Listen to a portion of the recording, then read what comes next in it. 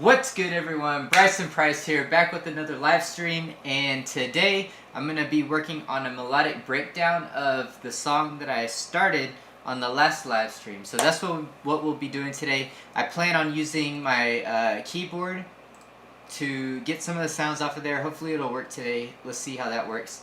But yeah, so if you're in here right now, just drop a comment. Let me know what you're up to today, and just let me know what's going on, and we'll get started here.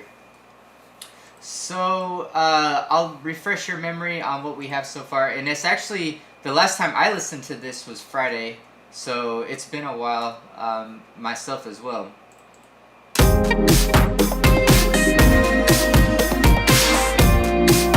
What's up, David? How you doing, man?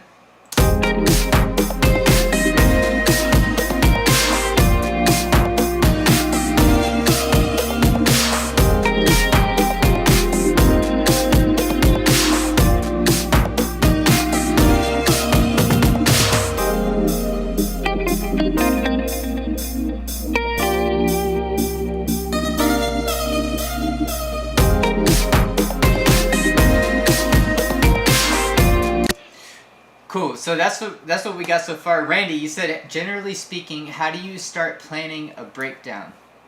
All right. So yeah, that's a good question. I guess the very first thing would be to I'm trying to think about how, because I guess I don't really think about how I start a breakdown. I just kind of do it. So I'm having to like think about the process. So I'm pretty sure I usually start with the chords. Get some kind of like a vibey pattern going with the chords. Or I guess another way to do it is just to start dragging elements into the intro. Elements from the main part, but that don't give away the whole beat. Does that make sense? I'll explain on that more in a second. Raw Art, you said, we're just moved to North Dakota from Germany, trying to get settled in my new location. That's crazy, man. North Dakota, huh? I don't think I've ever talked to anybody who lived in North Dakota, but it would be interesting to see, like, what your perspective on how it's like to live there, you know, because that's pretty crazy. Culture Dweeb, you said, groovy, bro, keep them beats coming. Yes, sir, that's what we do here 3 times a week. I plan on live streaming, possibly 4. I'm not working right now, so I'm treating this as my job, and I feel like it's paying off, not in a financial way, but it's paying off because I could see growth on my channel. If you look at the charts, it's like steadily increasing the amount of people that are subscribing and like watching, and my watch time's going up. And I feel like YouTube is recommending my videos to more people because more random people are coming in and leaving a comment. And then also, one sure way to know that it's reaching people like unsubscribers or non-subscribers, I guess, or sorry, the people. The reason why I know my videos are reaching people who are not subscribed is because there's a video that I have called "How to Make a West Coast Beat in 60 Seconds." And it just gets like a lot of people on there saying bad stuff about it. So yeah, that's how you know that you know, you're reaching people who are not subscribers. So yeah, Randy, you said less work means more beats and streams for us. Yes, that's right, man. Absolutely right. So if I'm not working, I'm gonna keep doing this. Even if I am working, I'm gonna try to keep doing this. As I went back to work for like 3 weeks. And I was able to keep live streaming, but I just had to kind of change the way I do it. So yeah, if I go back to work, and then also my wife is pregnant, so we're having a baby in January.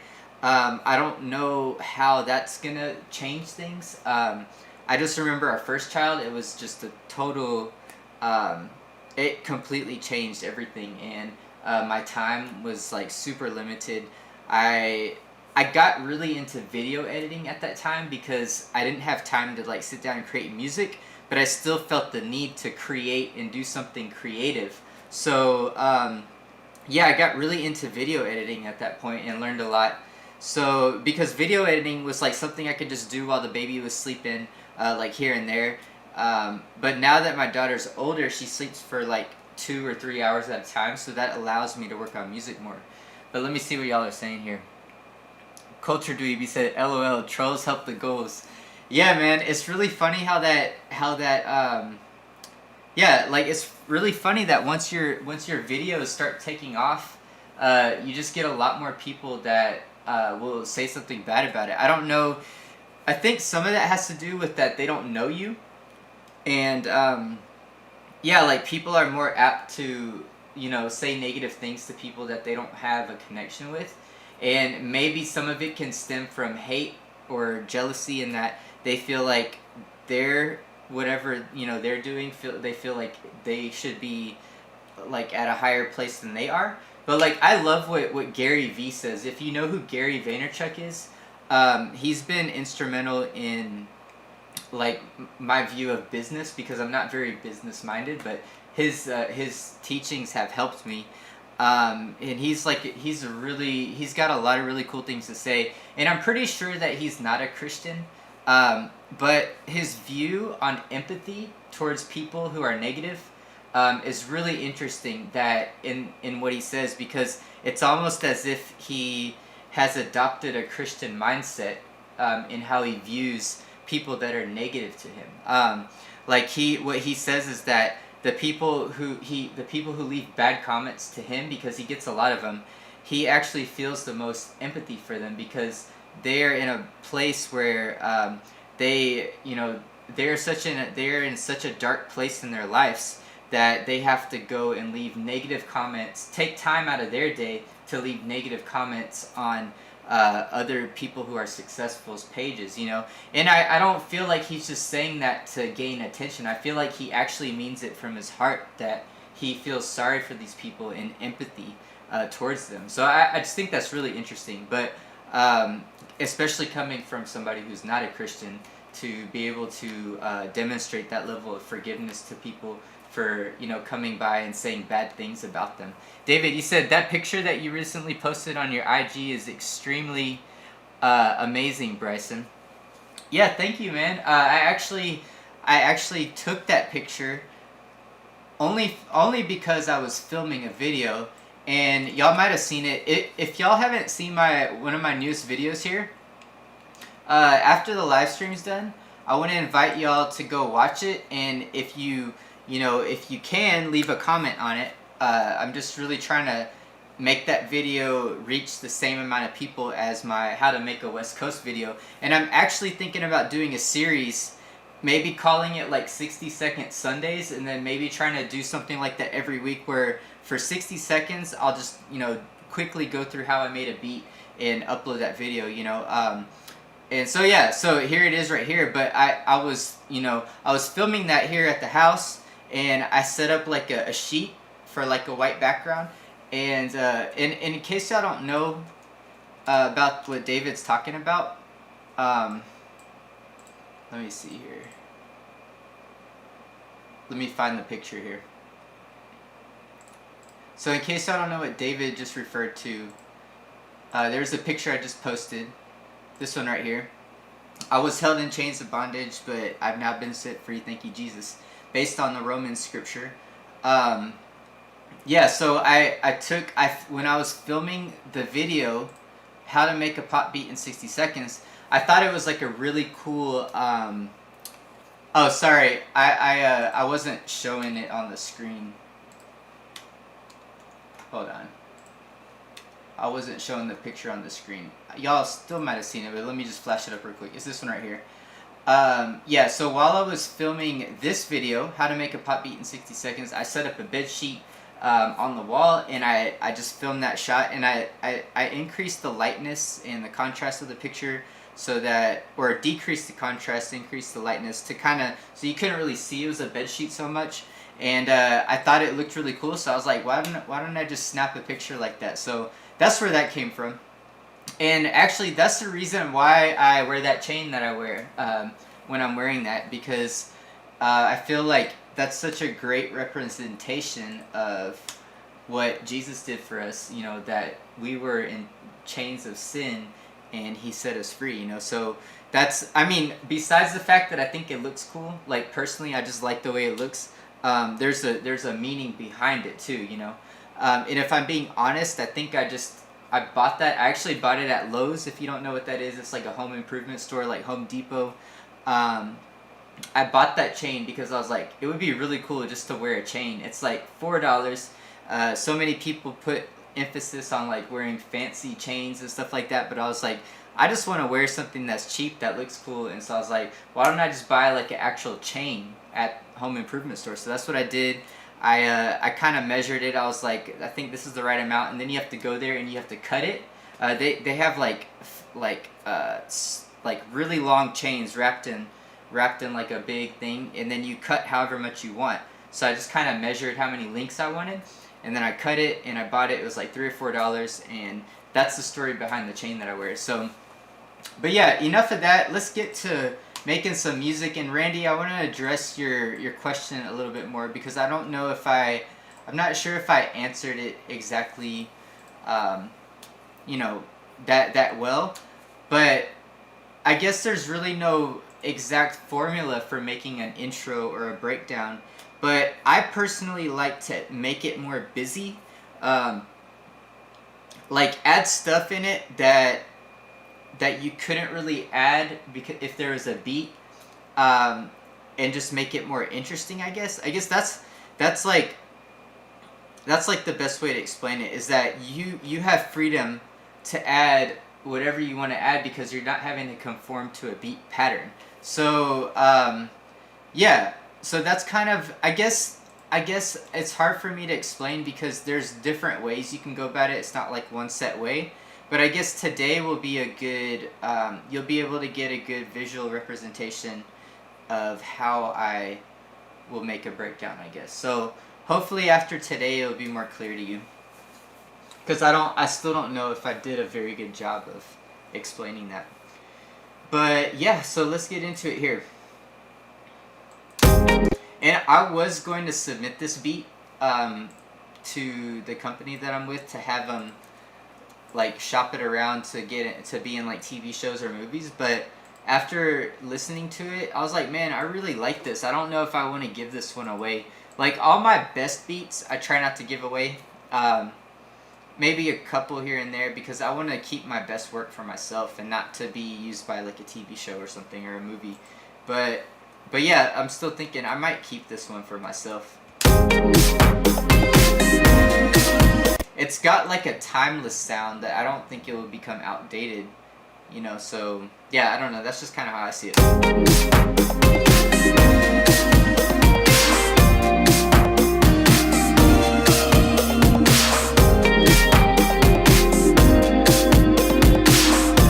And so I guess, I don't know what my video is called. Is it called a breakdown or an intro?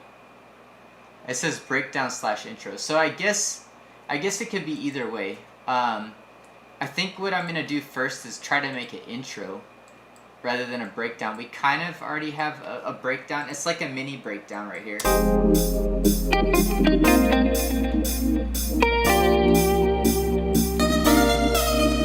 But then I was thinking I kind of like the way that sounds just like in the middle of the verse and maybe making like another breakdown. So why don't we start with the intro here? For the intros, usually I like to take elements of what's in the verse and drag it into the beginning of the song and just see how it sounds. So let's go with that first, because I'm not really sure what direction I want to do for the intro. But you know, once I start, it's kind of like sketching. Like you start sketching and then you erase stuff and then, you know, you keep adding. That's kind of like what we're doing here. I don't have a clear cut view of where I want to go with this, but I just want to kind of experiment with some things.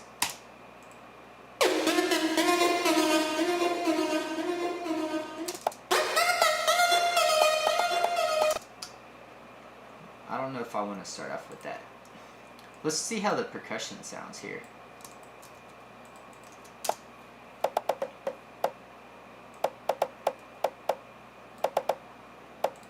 I don't want to put any kicks or snares in the intro though. If anything, I'll leave the percussion in, but I'm still not sure though. I might just kind of let this percussion fill in the grooves without being like completely noticed.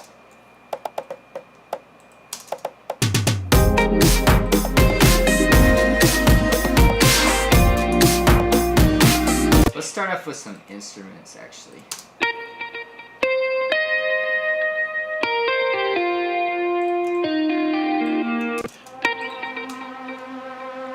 And also another thing, when you're making like a breakdown or an intro, I don't like to put background elements that I kind of want to be in the background, because I don't want them to come to your attention. Like things like this right here.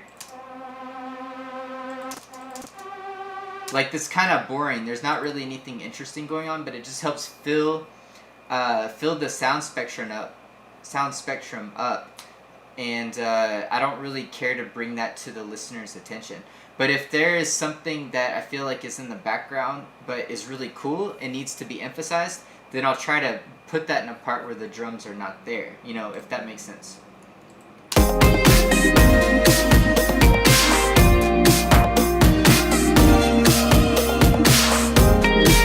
So I'm gonna put the chords here. Let's start off with this.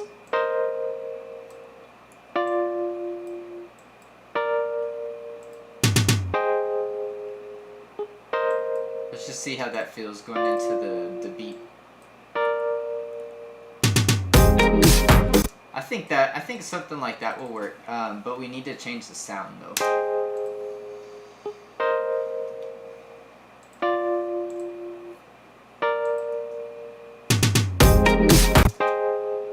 Cool. So let me, I'm gonna open up Silent, and let's just see what kind of sounds we could find there. I'm looking, maybe like something along the lines of like an ARP would be kind of cool. Something that I feel like it would be, like an ARP I feel like would be too busy when the beat cuts on. So something like that could be cool for the intro.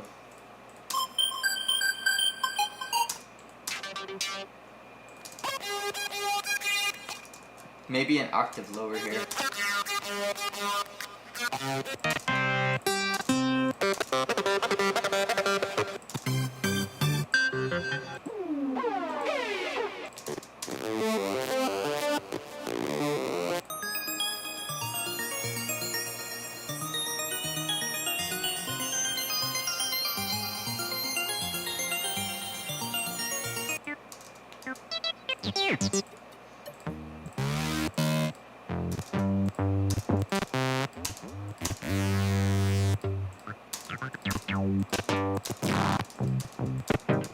Let's go to keys.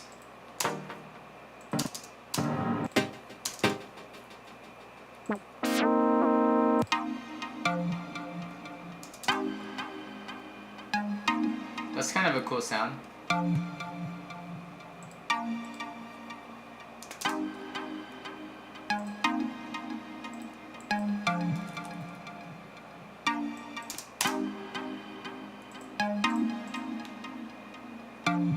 I like how it like pops at the beginning. Like, I'm not sure exactly why it does that. Maybe it's just the sound.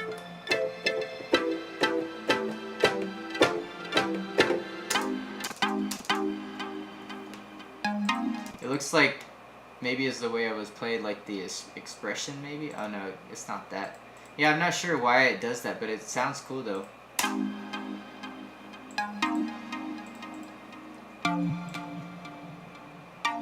I think that could be a really good bed for the some other sounds to lay on.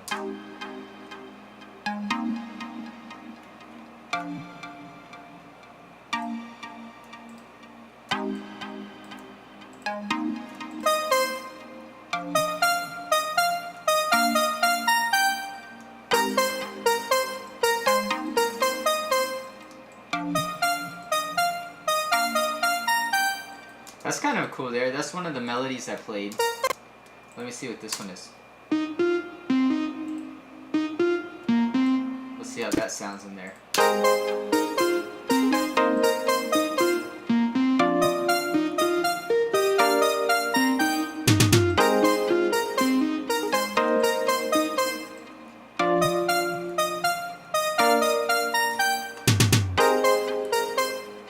So it'd be cool if I could put this kind of in a different space with like some interesting reverb or something.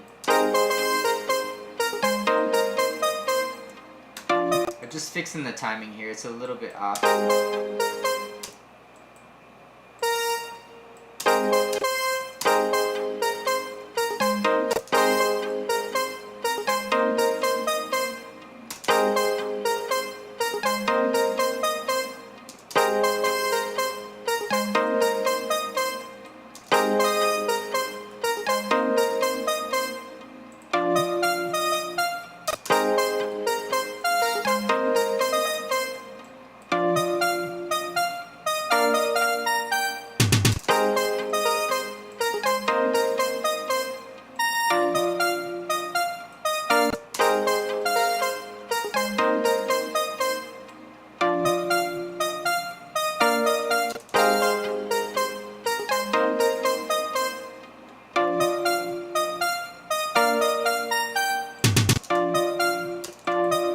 Make this note a little bit longer.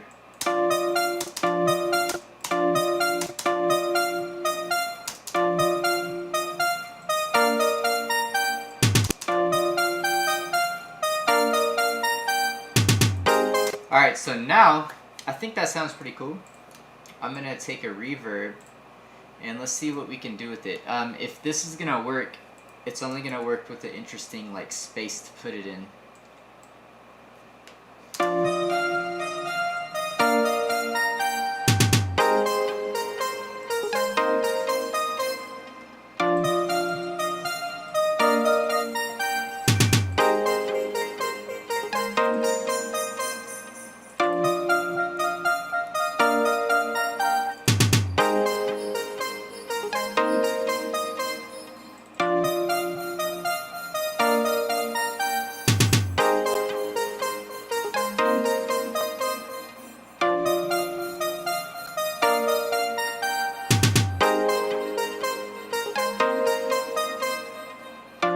I kind of like the way that delay sounds, but the only thing is that it sounds like it's kind of off, like the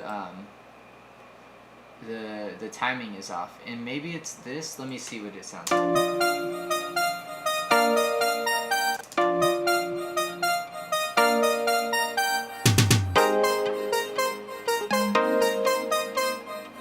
It's the actual like settings of the reverb, which I don't know if they can be changed, which is kind of weird. Maybe just because it's a free plugin. Yeah, so I don't know. I'm not going to use that just because I can't change the timing of it.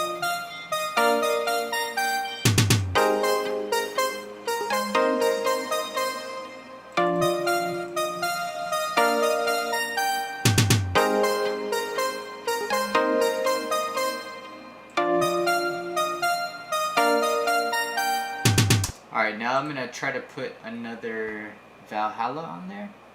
Let's see what this real verb is pretty good. It comes with my audio interface.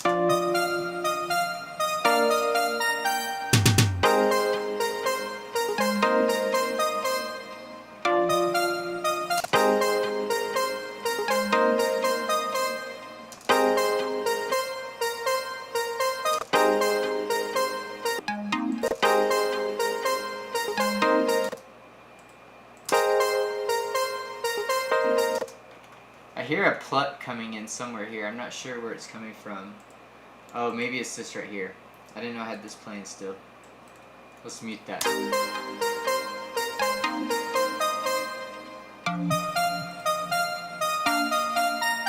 And maybe even like do a little, maybe put a filter on it. So I feel like it's a little bit too in your face kind of.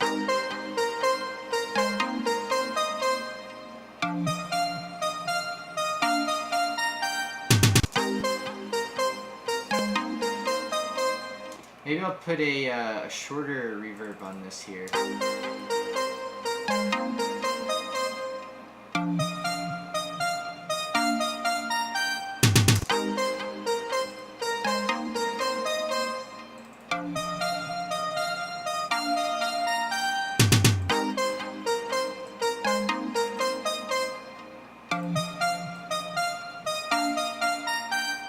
see what other Valhalla presets I could come up with here.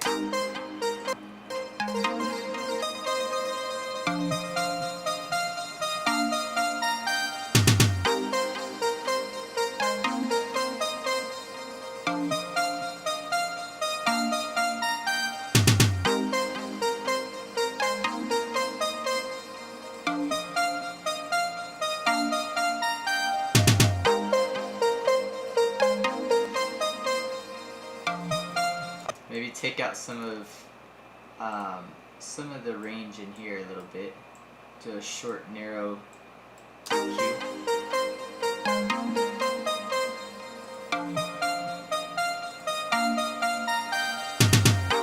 Maybe I'll do that. Maybe I'll automate this.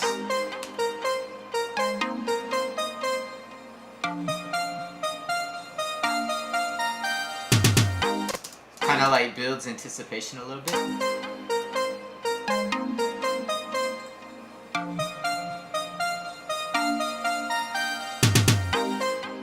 And then that's when the beat will come in. Let's put a wider on this and see what that sounds like.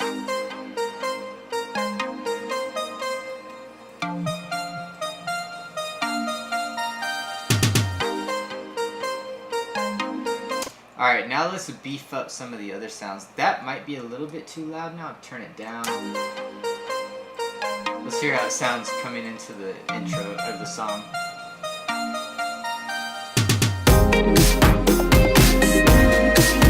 And then I don't think I'll start off the song with everything in the beat.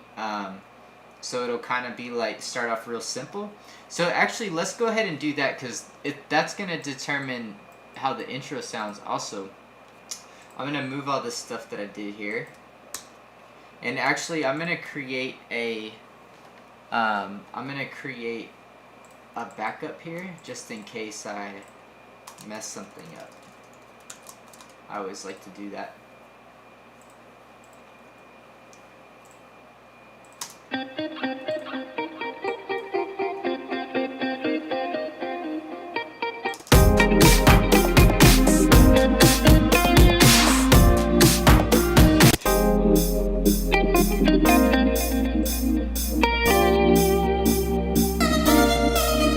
So let's move all this.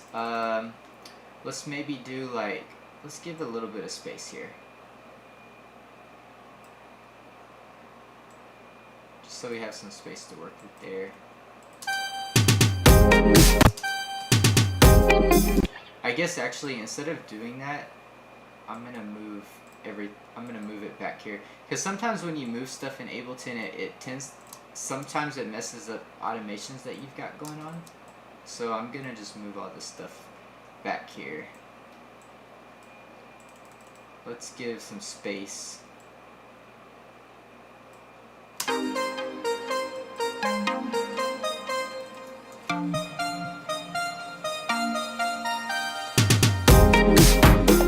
Alright, so I'm gonna take out the guitar.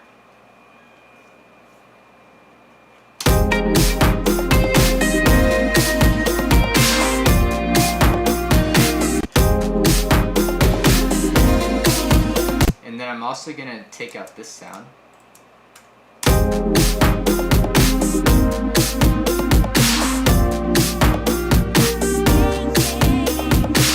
And then let's do like another round of that.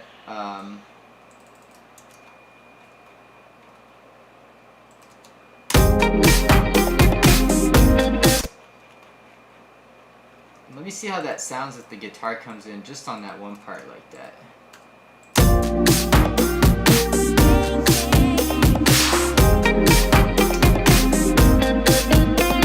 Let's just do that descending little the pattern there.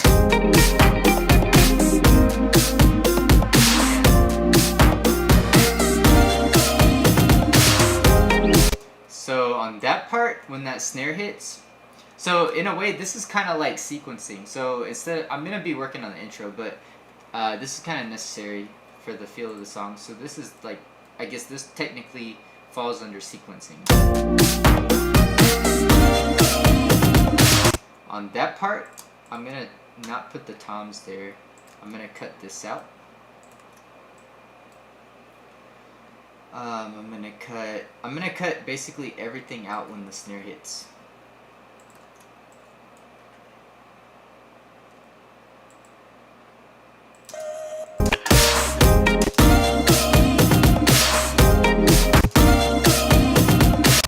So this sound, it bleeds into that part, so I'm going to just mute it there when that snare hits. Let's see how that sounds.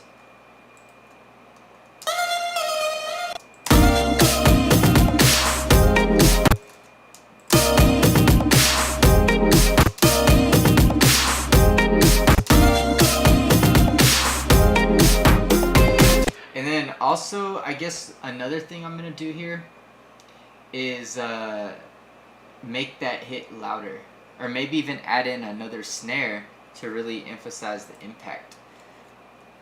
So I'm gonna mute the vocals on this part here. So yeah, let's do a third or another snare. Randy, you said, you may have said this, I just missed it, but by sequencing, do you mean organization of a song, like what section follows what? Yeah, pretty much. So sequencing as in like the manner in which the song builds and is broken down, I guess. So pretty much what you said there. Yeah, because I mean, usually I guess I kind of just do what I think needs to be done to the song. But even though I said I was working on an intro, I felt like this needed to be done because the intro comes right after the intro comes this part, and I thought that the beat sounded too full right off the bat. So what I'm doing is just adding in like a part of the song with the beat that is kind of like less full, and then leads into like a fuller part, I guess. So I'm just adding little tweaks. I think this will probably be the last thing I do as far as sequencing right now, and then I'll go back to the intro.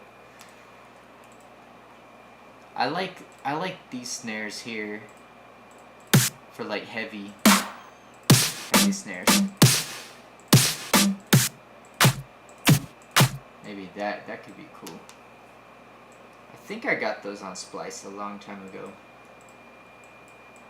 So let's add that in. I like how it's kind of off, like it doesn't all hit at the same time. It's like, you know, spread out. So without it, maybe without it, let's do a little bit of EQing to that.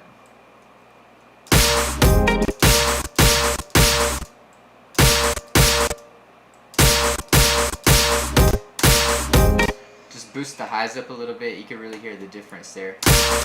And then I'll put a saturator on it also with like maybe 30%.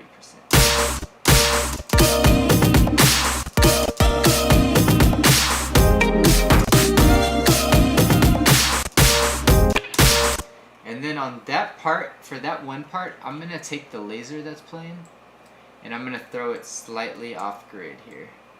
So it's not everything's hitting at the same time.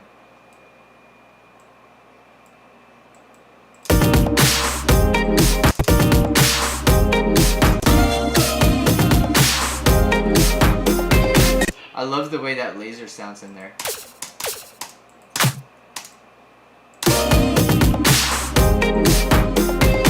It just adds a little bit more impact on that part. I like that. So yeah, let's listen. Oh, and then once the intro, once that beat starts, I'm gonna decrease the volume of that echo. It's a little bit too much.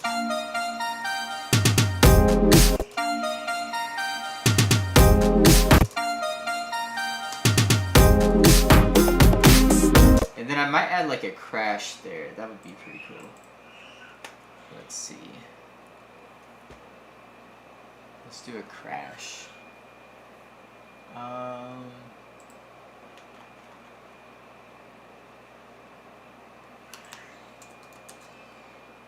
Let me see what kind of open hats I have. And like, there's this indie space station sounds that, like, that could be a cool crash.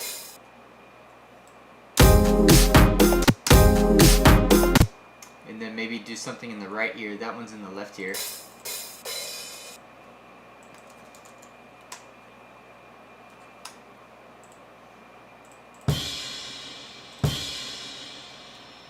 That could be an interesting sound. I'm definitely going to cut out all the lows on that though.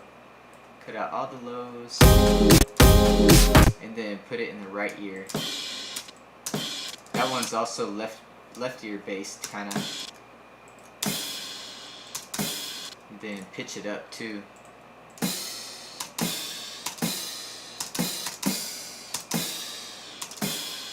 I don't know if I like it pitched up. I might use like a frequency shifter.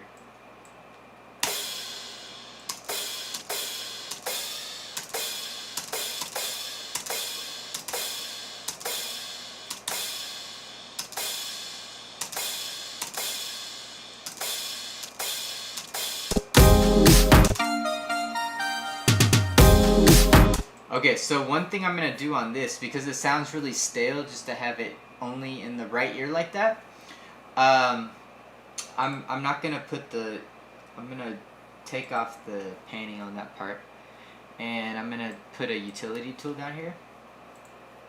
I'm gonna pan it about that much, about 30 there, and then I'm gonna have it shift over to the left side like that. Maybe a little bit quicker.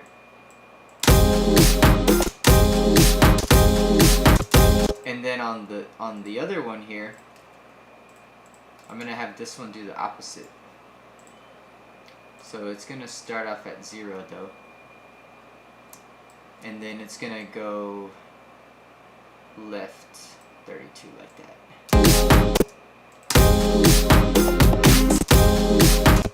And then maybe come back to center.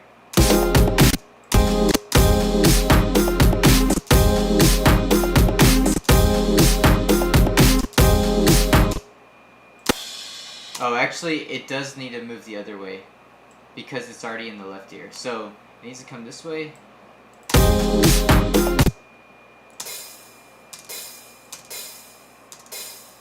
Oh no, I had it right. I just need to do it a little bit more drastic.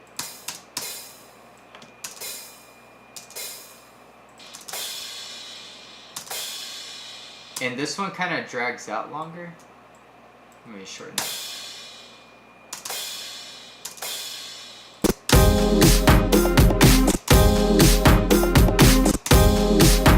And then I might throw a reverb. Let's do a reverb on the whole FX track.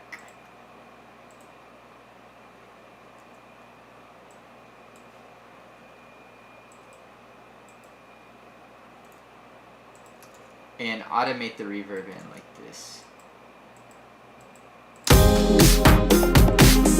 So just kind of, it sounds like there's a hard stop to it because of the fade.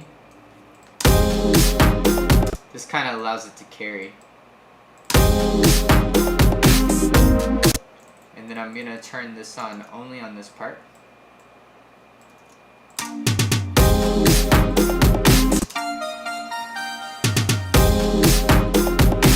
And then I'll probably, let's try to add a filter delay.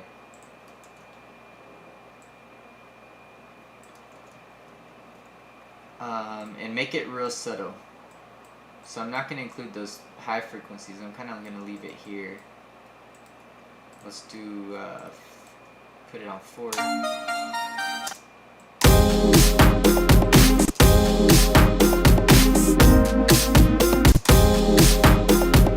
So that's in the mix. Here it is solo. Yeah, that sounds good.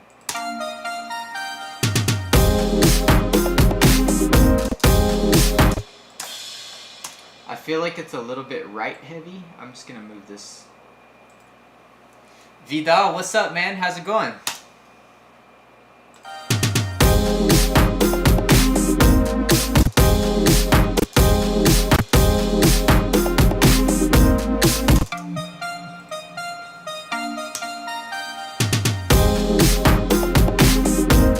Yeah, I like that.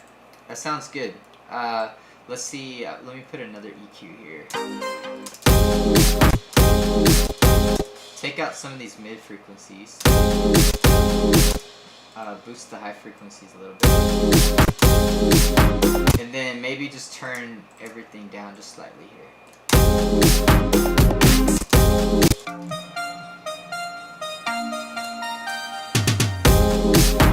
Yeah, that's perfect right there. Real subtle, not too crazy. So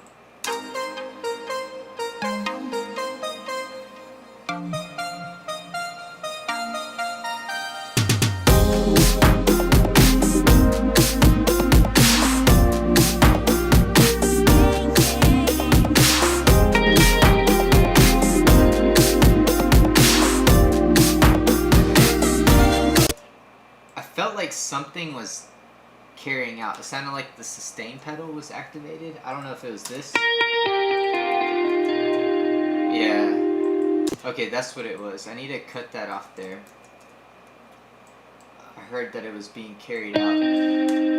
So what I would do is come here, go to modulation. And I wonder why... Oh no, it's not modulation. It's a hold. Where's the hold pedal? I hear it being activated, but I don't see it on here.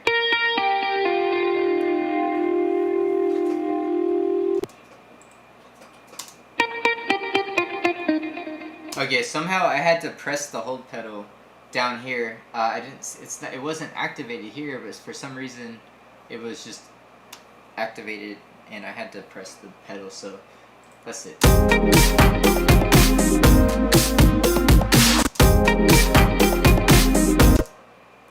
So I'm gonna add one more note. I feel like it needs a...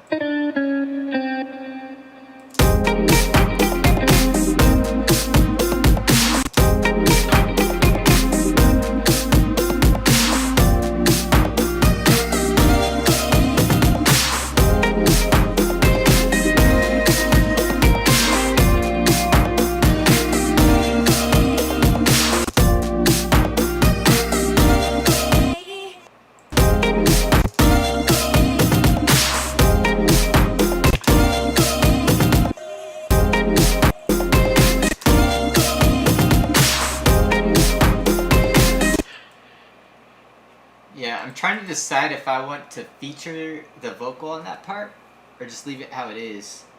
I think I'll just leave it how it is for that part.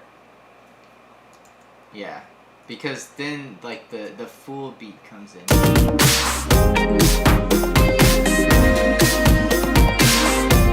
So let's see what else we could take out on this first part, if we can take anything out.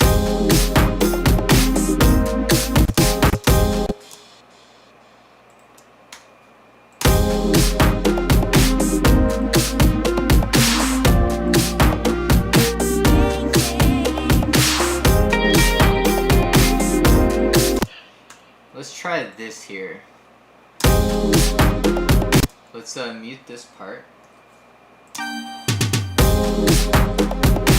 then on this part, let's focus some attention on the percussion.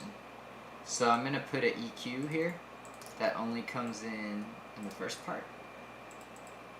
And then I'm gonna boost the highs a little bit.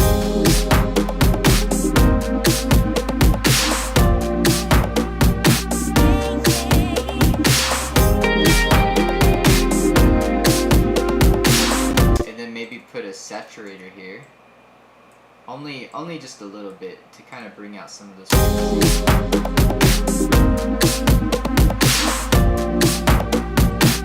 And then let me see what happens if I make it wide. Make it a little bit wider here.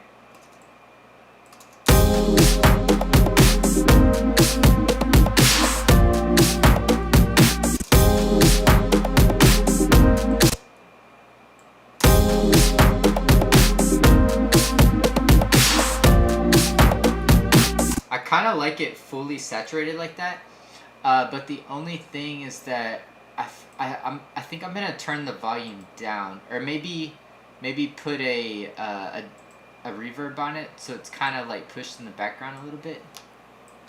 So it's like up front in your ears, but kind of far away at the same time. if that makes sense.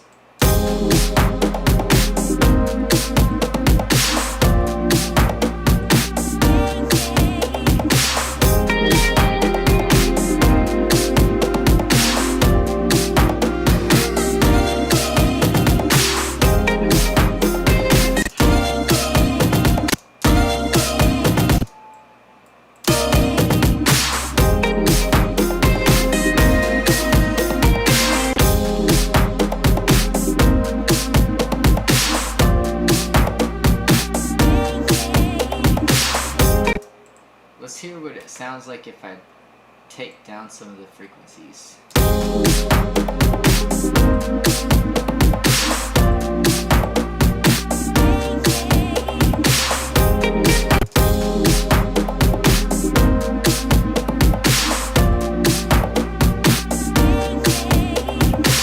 Alright, now let me add another EQ. I'm going to try to take down some more of the frequencies, and then if that doesn't work, I'm going to actually lower the volume.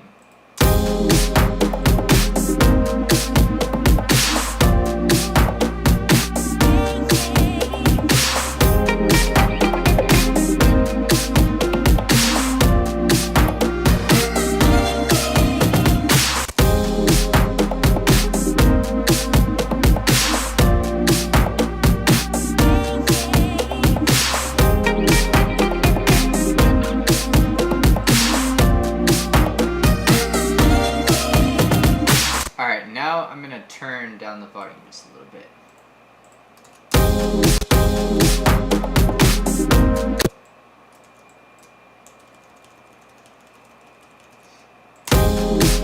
Kitten, what's up, man? How you doing?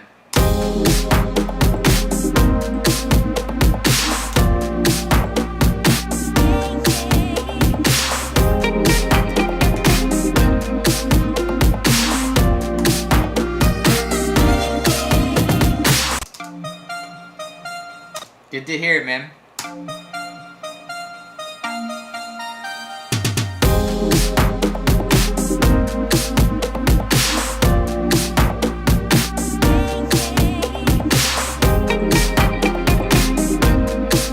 I may try to turn down the congas just a little bit. I feel like it's sitting pretty good though. It's sitting pretty good in the mix. It's like you can really feel the rhythm, but it's not too overpowering though.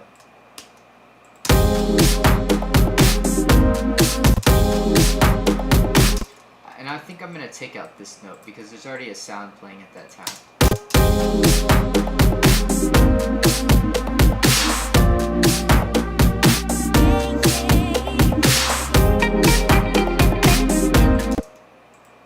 So same thing on that part.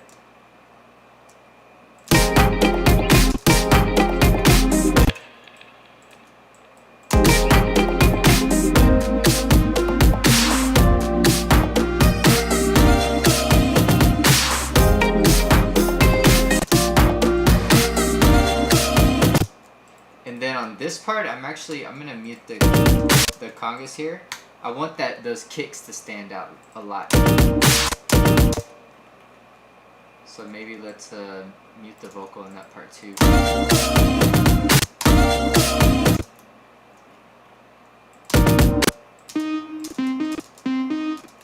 So let's mute this sound here too.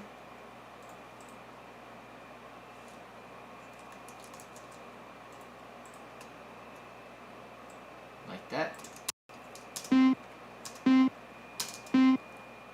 And then I hear it kind of popping a little bit, so I'm just going to drag this like that, and then probably won't hear it anymore. And what else here? Oh yeah, this sound.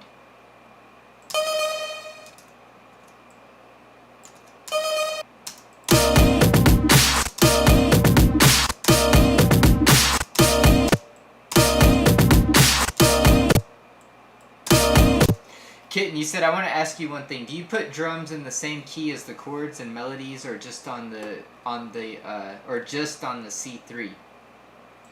I don't know exactly what you mean by like just on the C3, but I think I can answer your first part of your question.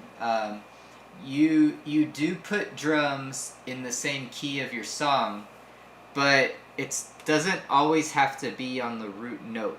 Okay, so if you like, congas are really important to get this right on. Congas, if they're out of the key, if they're playing a note that's out of the key that you're in, you're gonna hear it doesn't sound good. So it does, like, let's say I'm playing in let's see this song. Let's just take this song for an example. This song is in, I forget what key this song is in here.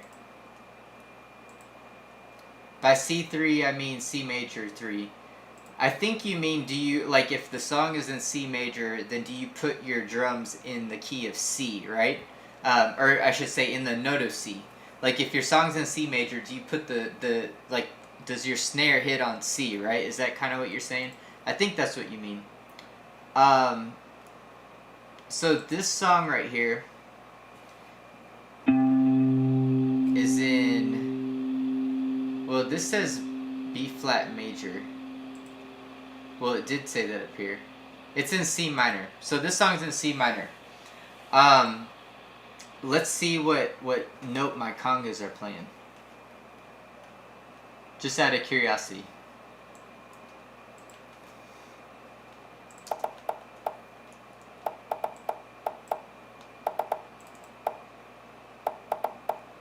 It doesn't look very distinct. Sometimes it's not very distinct what note the conga's playing. This one looks like it's playing right here, like that's the main note. Yeah, this one has a distinct note. So this one is playing C sharp.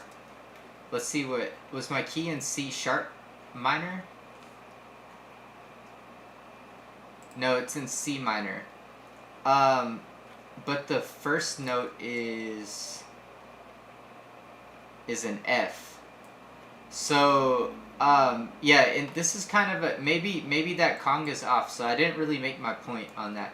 But what you want to try to do is, like, to me it sounds fine right now, maybe because the conga is not like in your face, like really up front, that it doesn't make a difference. And this one's quieter. This one's the louder one. But I can't tell what note this is playing. Well, actually, it shows right here. I think it's in this range. So it looks like it's playing about an F. Let's just put this right here. Let's see, 719. Yeah, so okay, that kind of made my point a little bit. The main conga is playing an F, and I did not test this. I don't think I tested this, but I just pitched it to where I think it sounded good, and the root note is playing an F. So it's in the key of C minor, but the root note on this progression is an F. So it usually sounds good on the root note, but it doesn't always have to be like that. Like, you could do any note as long as it's in the scale and it sounds good. So in this scale it'd be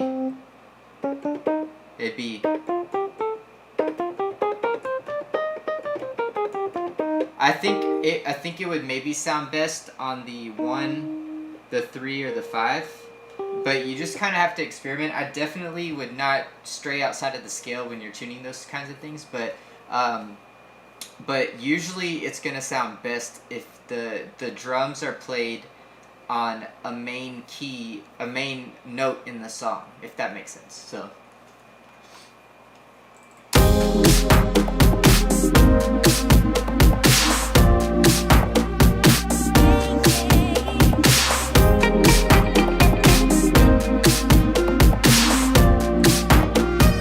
Yeah, and theoretically, like, one more thing about that. Theoretically, you're supposed to put the drums on the 1, 3, or the 5, but in practicality, it doesn't always make sense, because sometimes when you change the pitch of a sound, it changes the tone, and it has a better tone on a different note. So yeah, it's just something you gotta play around with.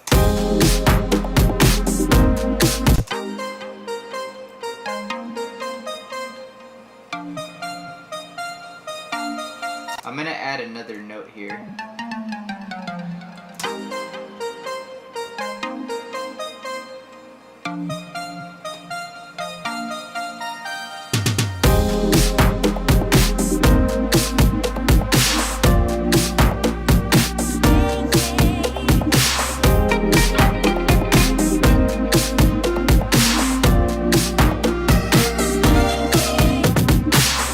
Alright, that sounds kind of weird, the way I had my synth playing there.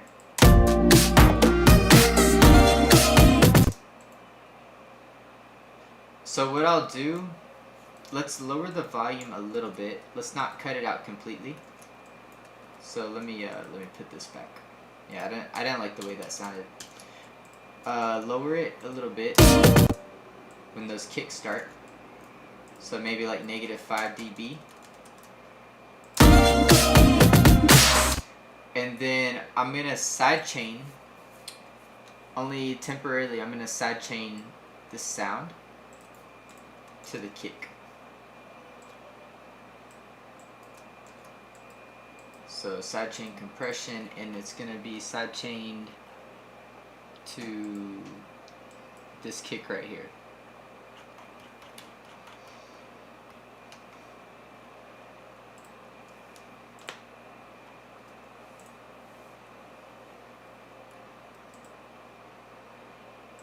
So let's go ahead and adjust some of those settings. I take the threshold down, ratio up, attack all the way down, and I always put my release on auto and leave it on peak.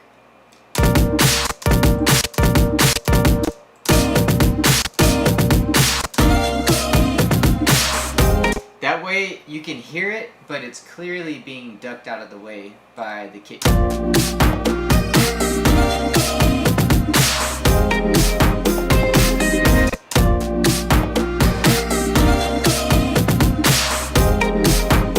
I may leave the volume where it was at though. Let's see how this sounds.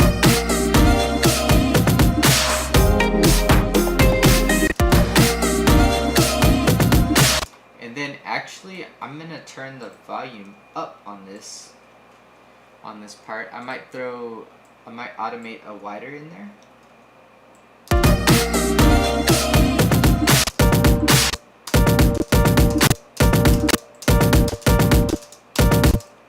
So I'm going to automate that wider to come in on that part.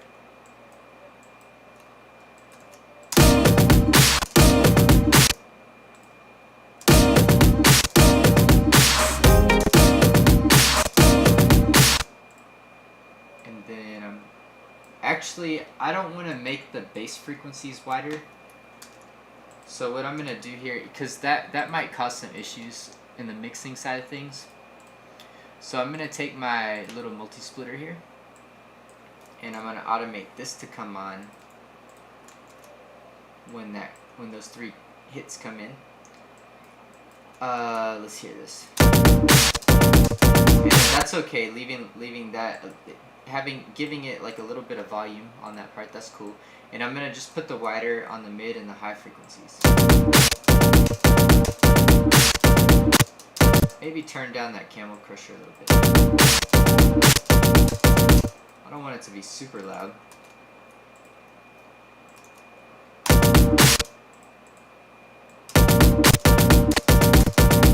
Alright, let's hear how that sounds in the mix.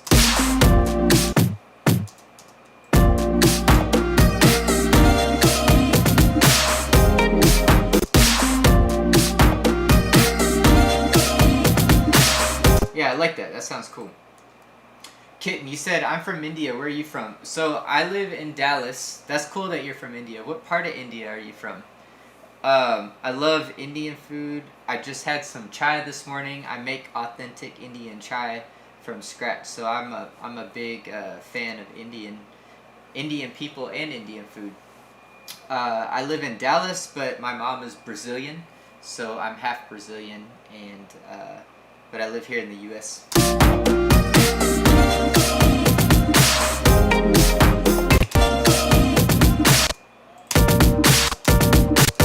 Let's hear how that sounds in mono.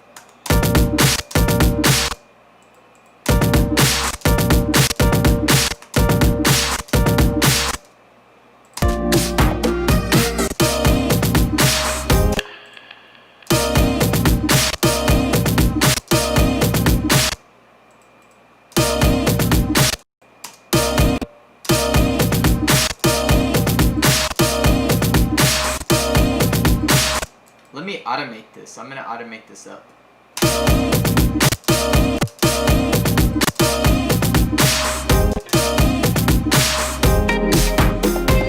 Yeah, I think that sounds cool.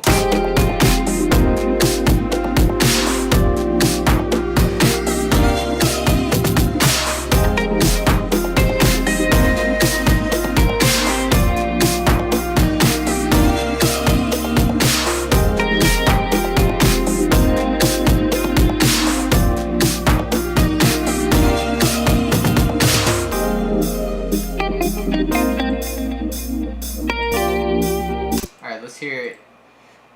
The intro's not done yet, but let's hear it from the intro and just see how it flows.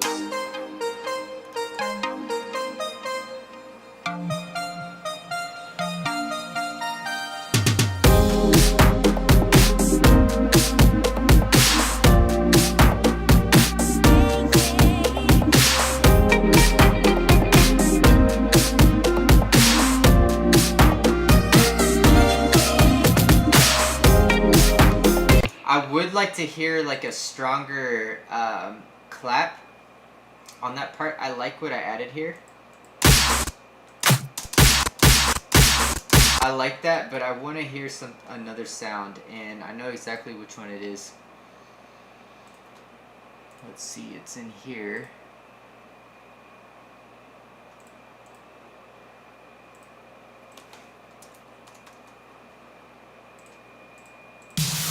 It's that one.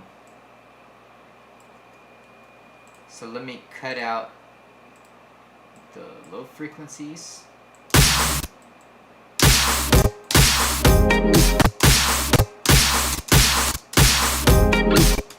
And then I'm actually going to automate that to reverb out.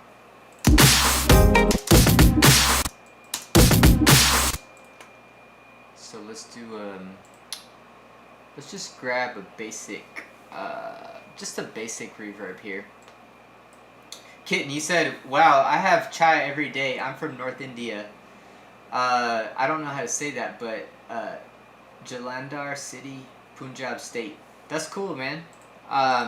Yeah, so what do you put in your chai? Because I feel like the way I make my chai, I don't feel like most people go through the trouble to make it how I make it. So I've just kind of like adopted my own method. But what I do is I'll grind up. Well, first I'll boil black tea. I'll put like 2 teaspoons of black tea in there, and then I'll grind up cardamom, fennel seeds. I put ginger in there, clove, anise, and let's see what else I'm missing. I put that, so first I boil the black tea, and then I'll strain the black tea, and then I'll put the grinded spices in the tea, in the black tea after it's strained. And then I'll boil that probably, like I'll simmer that for about 10 minutes, and then at the end of that 10 minutes I'll throw a couple mint leaves in there, and then after the fact I put milk and like condensed milk in it, and it tastes really good after that. But yeah, I'd like to see your method of how you make it.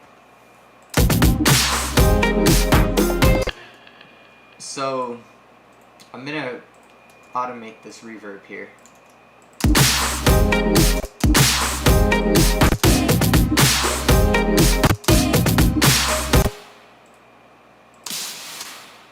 And then I'm gonna, so this will subtly give it more impact if I just do a little fade here. It's gonna make it pop a little bit more. And it might be so quiet that you can't hear it, but it's just good practice to do that though.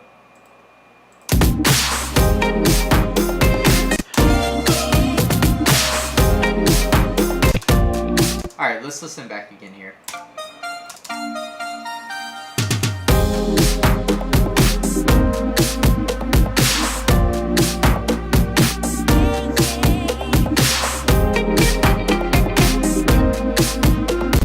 feel like that guitar is just a little bit off here.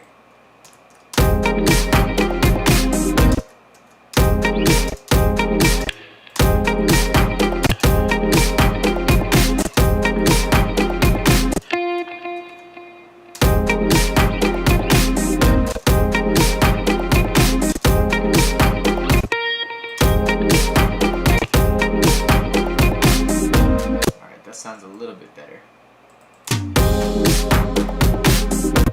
Kitten, you said, do you master your songs yourself? If yes, then do you mix in mono or stereo? So I mix mainly in stereo, but that's just because I like the way it sounds better. But I mean, it's good to mix in mono, but I think the better way to mix is in stereo, but always making sure to check in mono. And I don't actually check my mixes in mono as much as I should, but that's a really good practice, is to check your mix in mono. I would say it's more important when you're picking your sounds to make a mix in mono. That way you can see how everything is interacting from the get-go, from the beginning, you know, before you commit to a certain sound.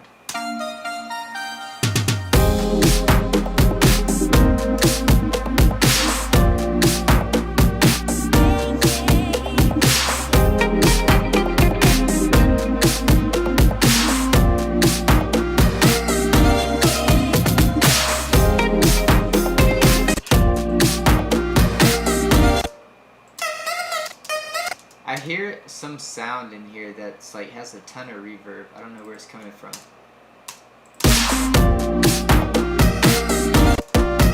Maybe it's this sound. This sounds weird.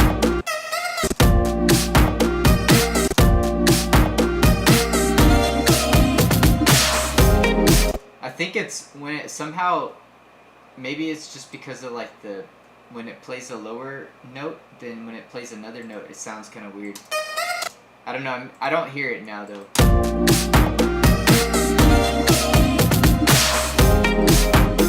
So let me turn this up just a little bit. And I'm going to turn it up with the saturator.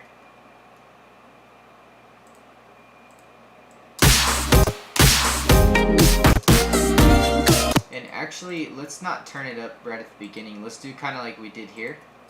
Automate the volume increase. So like this.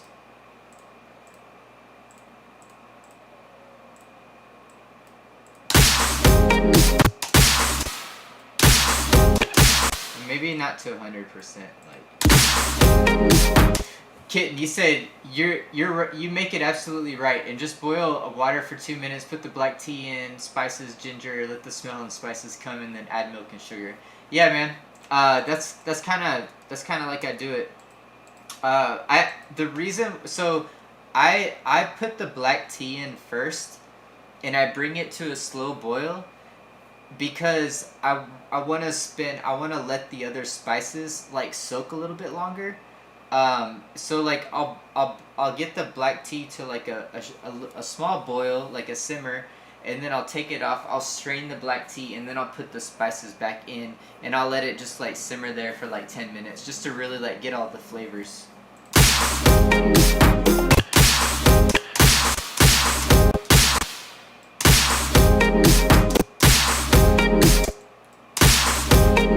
Yeah, I actually had some this morning too.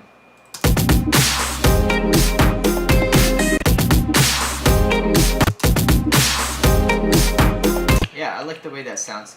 That may be just a little bit too loud, but that's okay though.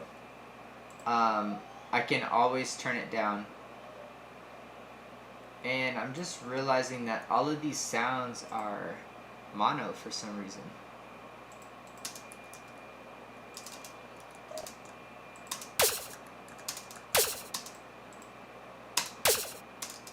Yeah, I don't know why I have them only running through channel 1.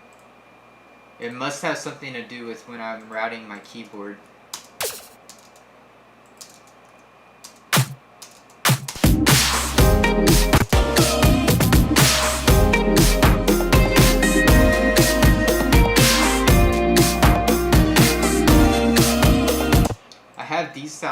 that same thing too. So I guess I was mixing in mono basically on accident.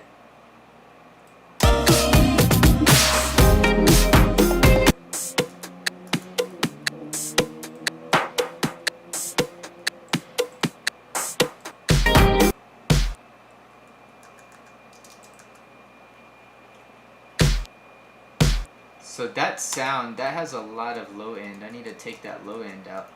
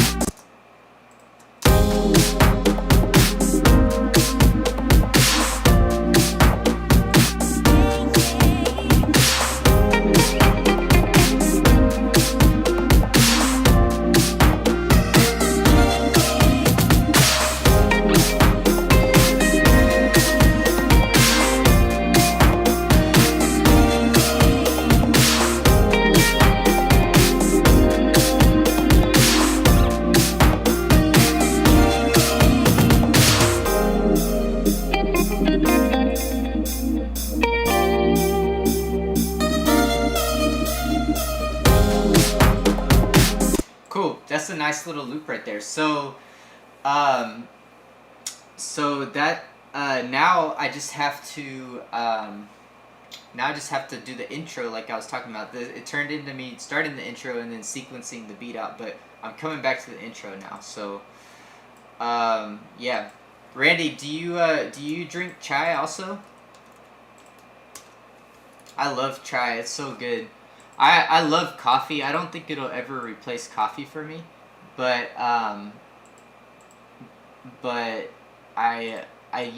drink it as like a second, like something's like a second drink in the morning after I've had my coffee. I don't drink it every day though. Kitten, you said don't strain it after boiling. You can strain it the last after the tea is ready. So what I was saying is I strain the black tea because I like the I'll strain the black tea and then I'll put the spices in there after, because I feel like if the black tea boils too long, it gets a little bit too bitter. So I'll boil the black tea for a little bit. I'll take it out and then I'll boil the spices longer in it. You know, that's what I was saying. Kitten, you said, can you share your mastering chain someday? Yeah, man, my mastering chain is really simple. I actually don't really have much of a mastering chain. And I think the key to my mastering chain is the K-clip. K-clip is great. It doesn't allow the frequencies to clip. And it doesn't, like a limiter will lower the volume of the song and won't make it as loud. Which in some cases, a limiter is cool. A limiter works in some cases, but for EDM, what I've always found, a limiter always makes the song too quiet.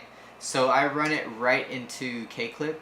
And not that I'm making EDM right now, but I actually, in the past, I always shied away completely from using a limiter. But these days, I'm kind of seeing there's some value in using a limiter.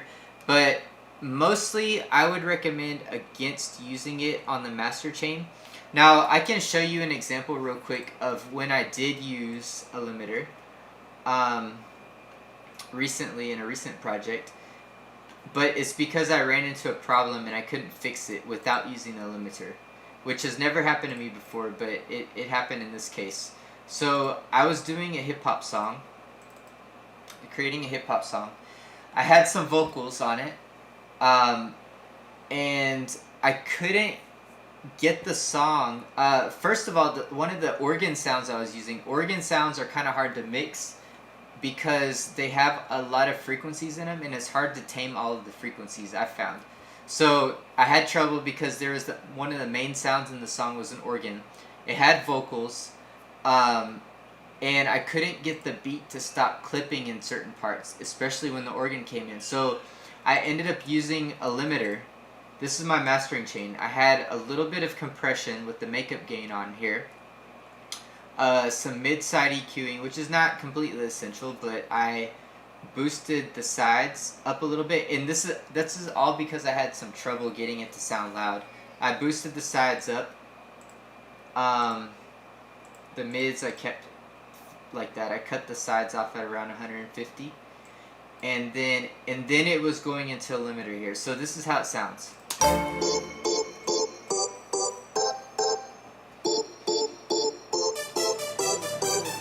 You don't eat, you don't sleep, you don't grind, you don't shine. If you ain't got yours, best believe I got mine.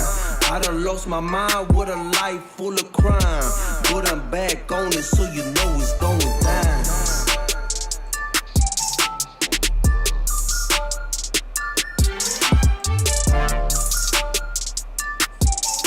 So yeah, the drums in this song, they don't punch as hard as I would like, but I had a lot of trouble mixing this, and this is going, I'm submitting this for TV, to be used in TVs and movies and stuff, and it's not like a personal project, so because of that, you don't have to have things like super loud for them, so I feel like there's not like a loudness competition when you submit to them. A lot of the beats sound outdated anyway by the time they get to TV. I recently had a placement in a movie almost a year ago, and they used a beat that I had made like 15 years ago or like 10 years ago or something crazy like that. So yeah, that's why I'm not too concerned about it. It's not the best mix I've ever had, but I'm okay with that, and I feel like using a limiter really makes things too quiet. But if you're having trouble taming certain frequencies, a limiter is perfect for that case, so I went ahead and used that. But now back to what we're working on here. You can hear, well, first of all, this one right here that I just showed you, there's a lot more bass in it. It's super bass heavy. In this song we're working on, I don't really have too much bass in it, so that plays a big impact on how loud a song is. So when the more bass you have, the less loud it will be, and this song is a lot louder. I haven't put the bass in there yet, but yeah, if I were to let me just put a limiter on the master for you to see. I don't like the way it sounds. Now without it, with it. Yeah, to me it just doesn't sound good with the limiter. Now, and because of that, I've completely not used the limiter, but now, like I said, I'm seeing the value in it. You can use the limiter, but I would use it on the individual buses. So I've got different buses here. I've got a sub bus, kick bus, snare bus. I have things outside of there, it's just that this project is unorganized, but I've got usually I would have everything in a group. There's the mid bus, the synth bus, percussion, effects. Those are my main ones, and I process all those buses individually. And I would either recommend you put a limiter on the individual tracks, or if you have to, on the group. But yeah, even then, I wouldn't do a group unless you're maybe doing the sub. The sub would be a good thing to limit, but as far as like kicks and snares and main sounds that you want loud, I wouldn't use the limiter. And if you do, like really subtly. But yeah, I mean, I hope that helps. Thank you, man. I appreciate that. Yeah. So yeah, that's kind of my advice on my mastering chain. Is not really too much. It's really simple. Most of the magic happens on the buses where, and it's not really magic. I mean, most of the time it's just I just have like this little effect rack that I have. I cut out the lows. I put OTT on it. Usually not all the way OTT, depending on the genre. I mean, this I only have 32%. I put a little bit of saturator, and then compression. This is important. This is how I use compression in Ableton. I click on RMS, I leave the makeup gain on, turn the ratio up, and to let some of the transients through, I put the attack just a little bit up. I put the release on auto, and then I turn the threshold down. And however much I want to turn up the sound, that's how much I turn the threshold down, because that's how makeup gain works. The more you crush the sound, the more you like. So the threshold is like if a sound is peaking at 0, and you turn the threshold down, you're essentially squashing the sound. You're saying that you're not letting the signal. You're limiting the signal's influence above, negative 7.21 in this case. So, because it's squashing the sound, and makeup gain is turned on, you're actually increasing the volume. It's however much you squash it, it increases the volume to accommodate for that. So I hope that makes sense. If y'all don't know about compression, I hope that makes sense. It took me a really long time to understand compression. Like whenever you see this, so let's just take a look here. So let's turn the makeup gain off, and look. It's squishing the sound. You see on the gain reduction how much it's squishing the sound? But that whenever you turn makeup gain on, it squishes the sound, it decreases the volume, but then it's able to further increase the volume because you've decreased the dynamics. So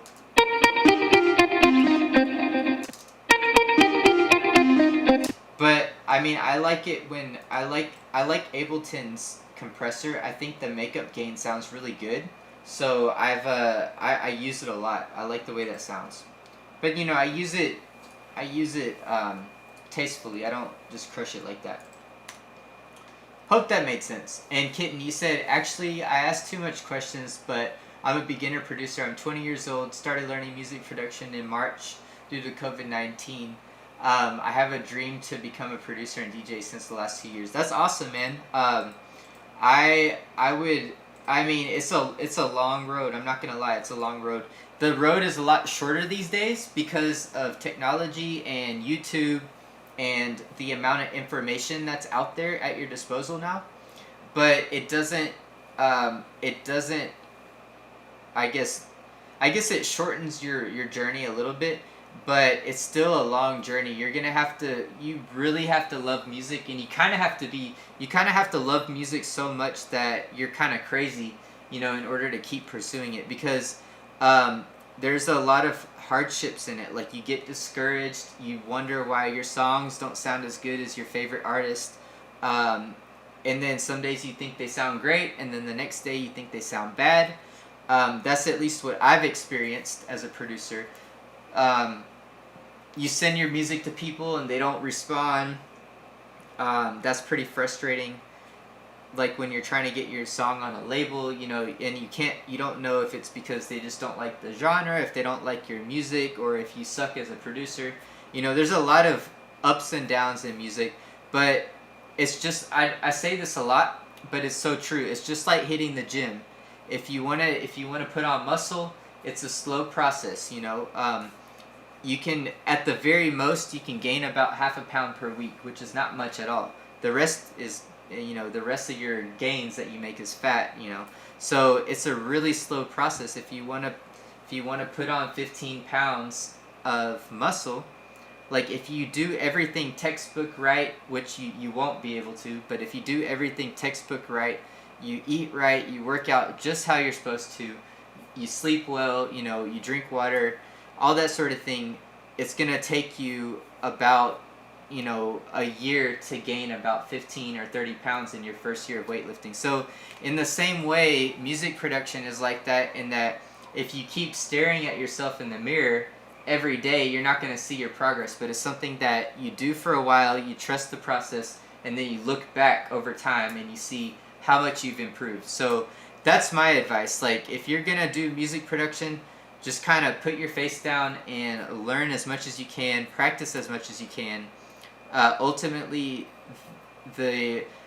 talent plays a big role, how much talent you have, but just as important, or if not more important as talent, is the amount of work you put in. However many hours you put into music production is directly correlated with how good you become. And that's something that Jaws, EDM producer, said also. So he said the only difference between me and the other people was that is that I just made more music than everybody else. Like, that's why he said he made it. So that's so important. I hope that helps you, though. Alright, y'all, give me 1 second. I'll be right back.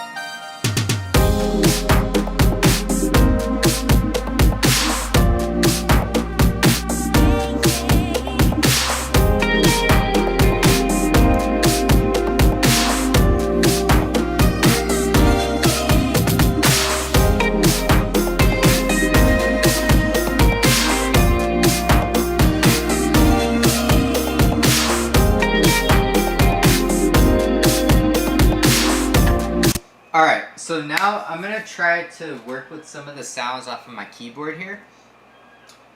Let me see if I can get the keyboard showing. So when I tried this on Friday, somehow I could not get my keyboard to display sound. So let's see if anything's changed here. Hopefully everything was working cool, and then I wasn't able to get it to work, so let's see if it works today.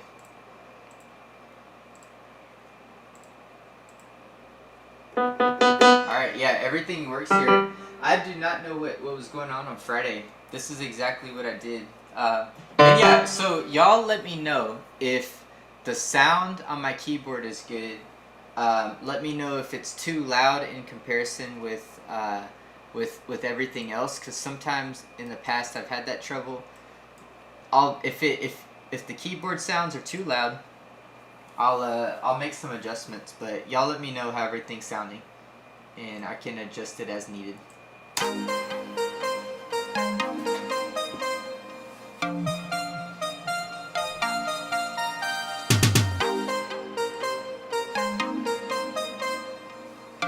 So I'm gonna copy this chord progression that I have going on here. I can add to it, but for now I'm just gonna browse some sounds. Let's see how this is here. And then I'm actually going to get my computer, my laptop, and I'm gonna put it on here so I can see if y'all have anything to tell me. I can see it here.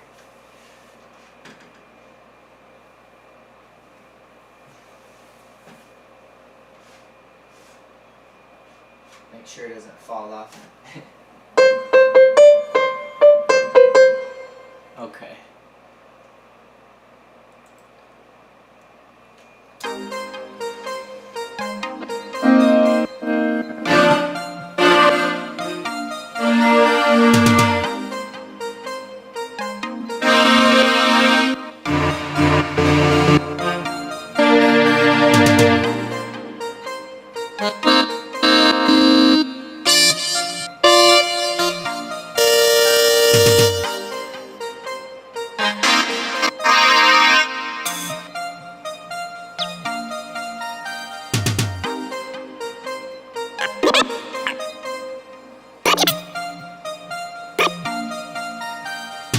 Is that record scratching sounds?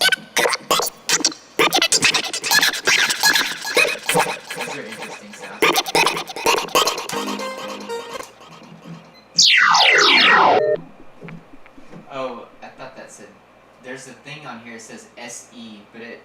sound effects, not sequence. I thought it was sequence. Looking for sounds kind of like with like arpeggiated sequences.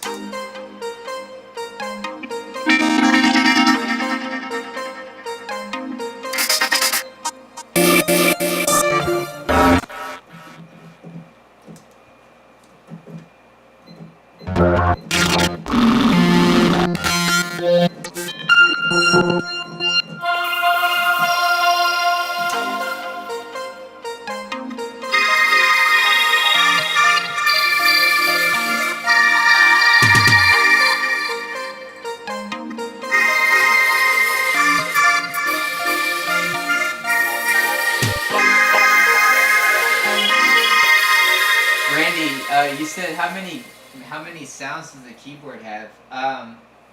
It has a lot of sounds. That's a good question. So the thing about this keyboard is that it's the Korg. It comes from the Korg Triton. If you've ever heard of that rack, the Korg Triton rack, and so a Korg Triton rack only has a certain amount of sounds on it, but it has 8 expansion slots. So this keyboard is basically like a fully expanded Korg Triton rack with all 8 slots and then plus some sounds. So it's got a lot of sounds on it. But I'm not sure exactly how many sounds though. I can tell you I haven't gone through all the sounds yet.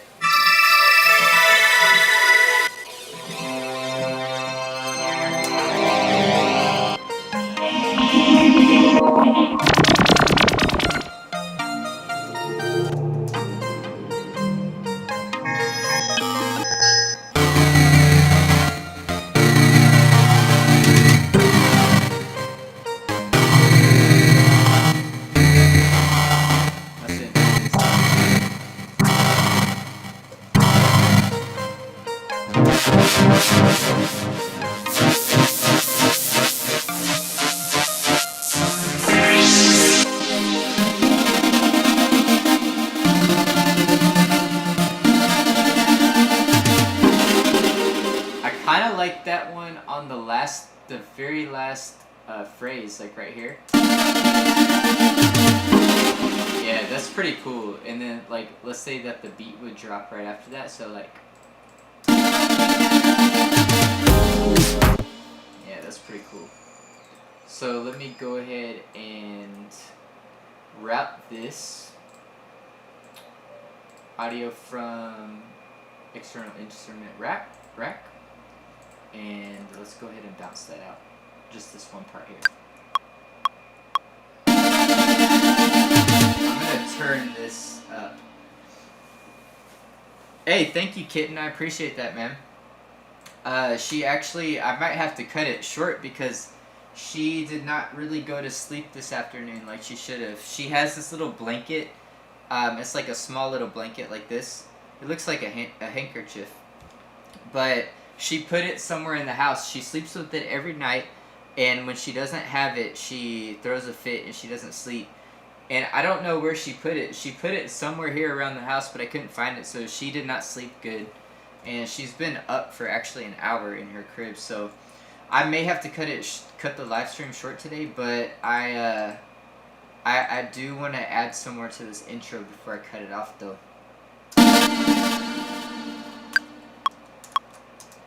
Actually, let's take this off of mono, like that. Actually, I'm going to keep it on mono, because I'll come back and bounce this again later.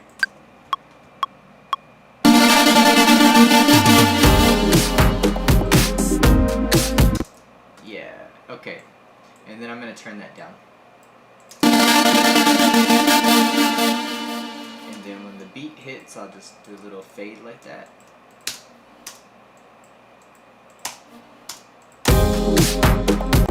And then let's name this the sound on the keyboard M024, and then name it. It's called Scatter Synth. So I'll name that. Okay, and then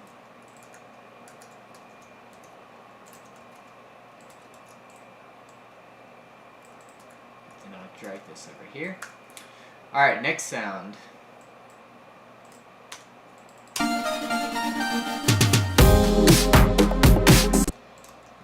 That's a pretty cool little addition there. I'm thinking I'm gonna look through these chords a little bit longer.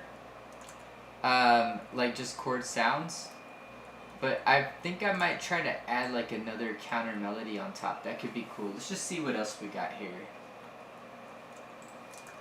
Oh, somehow oh, here's my rack. Okay.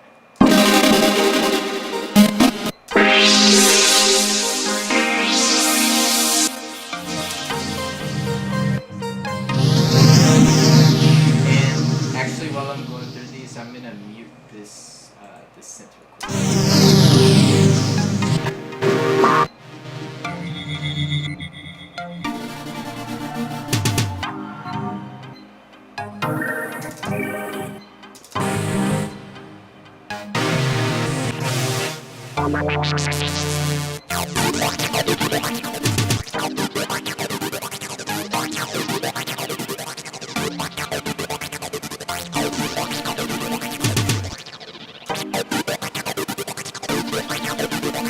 That's a cool sound.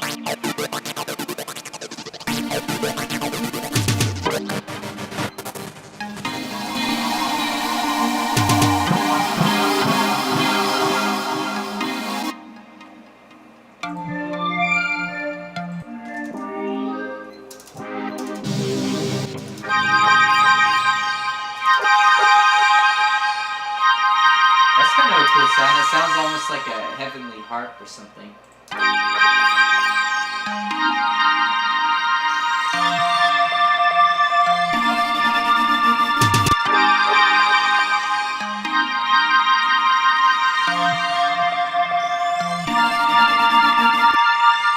Randy, you said I couldn't resist looking it up. Let's see.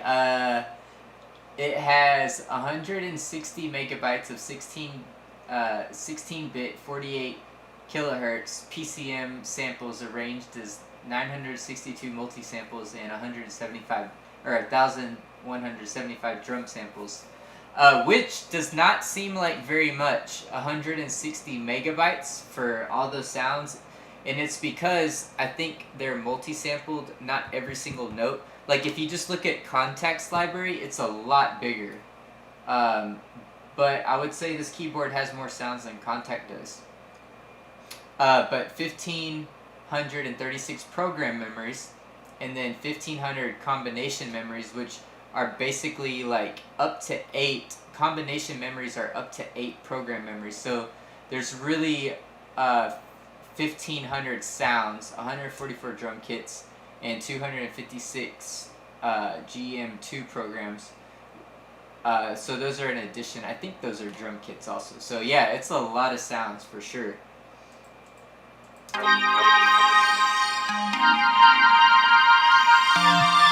Let's hear what it sounds like if I filtered this here.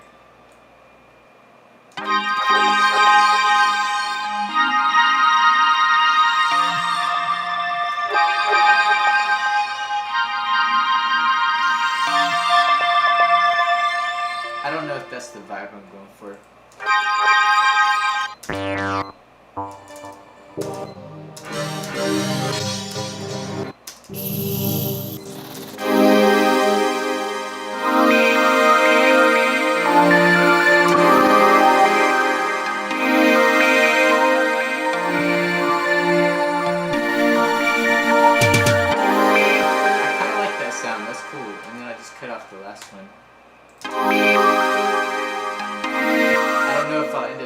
But let's go ahead and bounce that.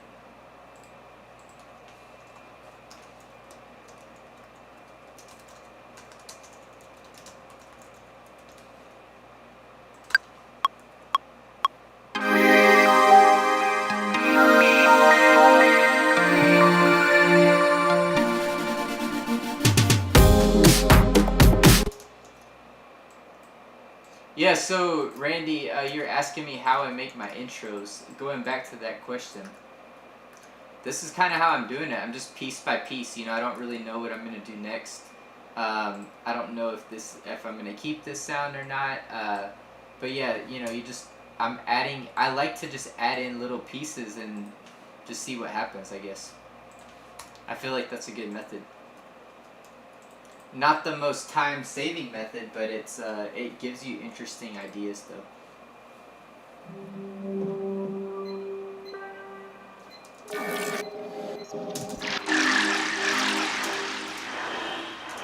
That water sound was kind of cool.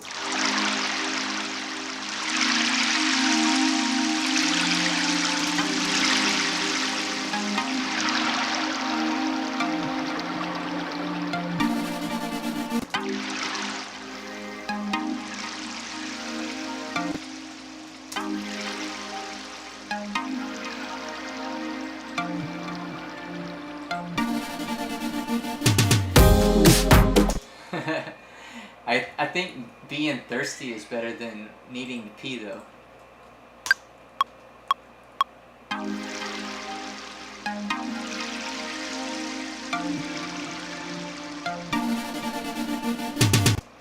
So let's put that in there. J014 swirling dreams.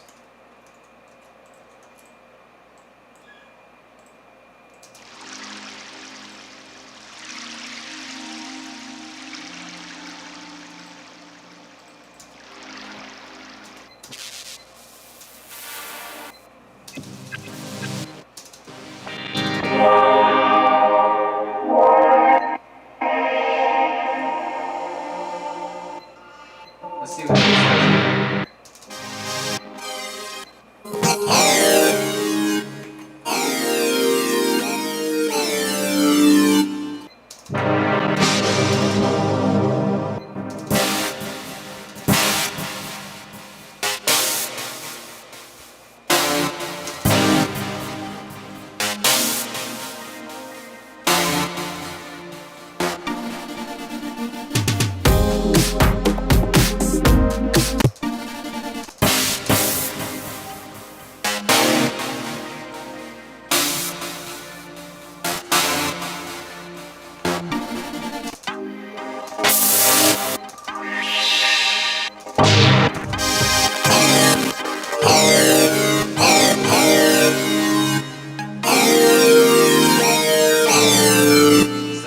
Because that second chord, it enhances the chord and makes it sound good, but on that third chord it doesn't sound good. Let's see if we can make that work.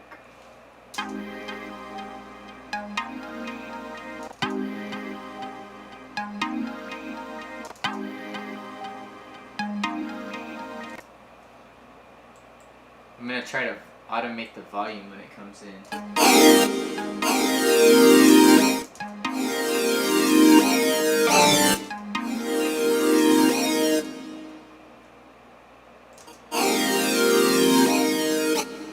So let's make these all be the same length here.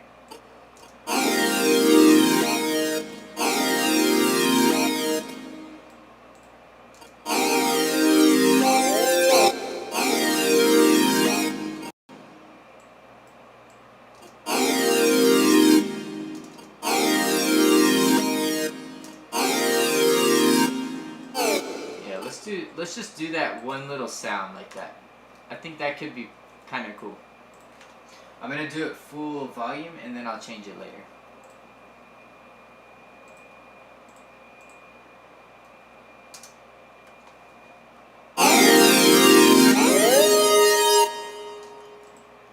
That's weird how it does that other sound at the end. Let's cut that out. And then I'll just reverb it.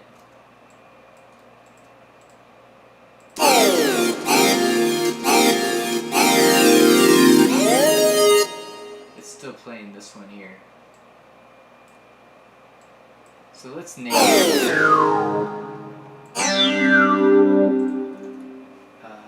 It's called C101. It's called 4/5/4.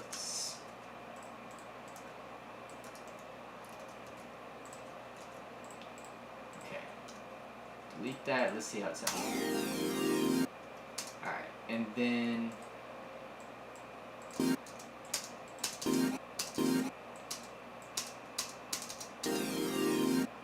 I'm going to put a little reverb automation here.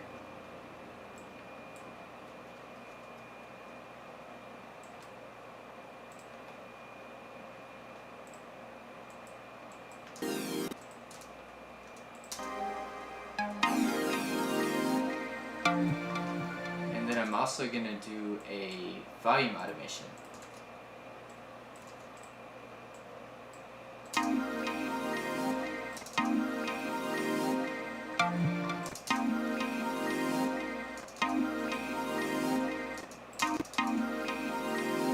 And actually, I might actually stretch this out a little bit.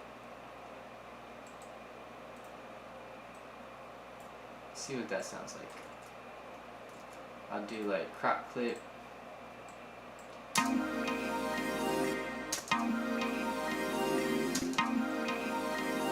Maybe not that much, maybe like right here. That adds a cool little flavor to it.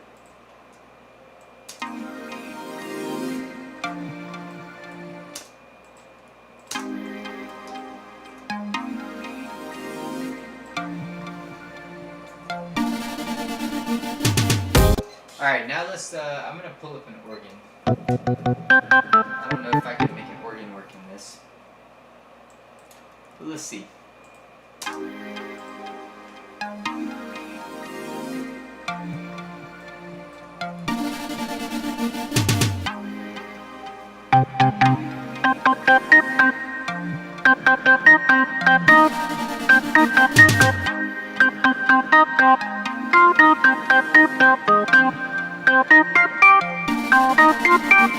I'm gonna put, let me enable that synth that I had playing before, and then I'm gonna maybe throw in the guitar and just to kind of guide me with the melody. Let's see how it all sounds.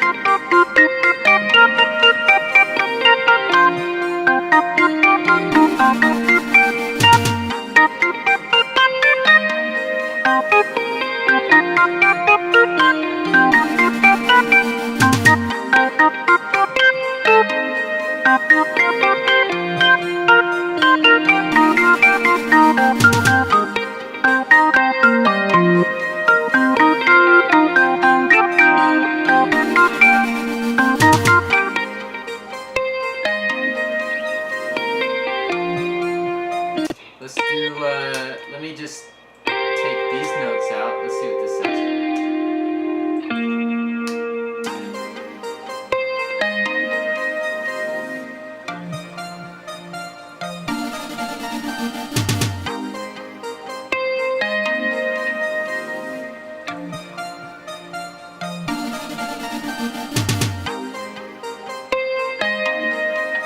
And then definitely turn that guitar down a little bit. I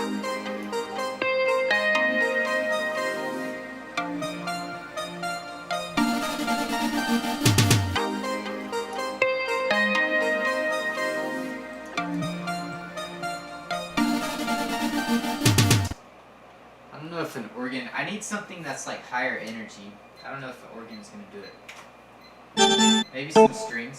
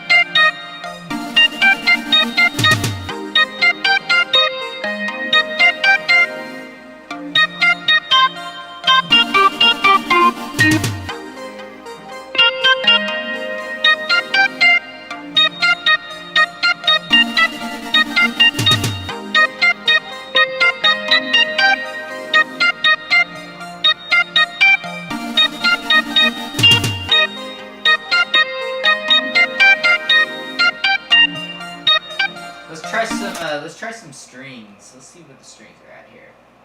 Maybe some bells too. Maybe something that's kind of like a pulsing rhythm. I'm gonna try it first before. I can't really play the chords very well. I actually need to sit down and analyze why those chords work. I still can't figure. I haven't had time to sit down and figure it out. But for now, let me just play the bass notes.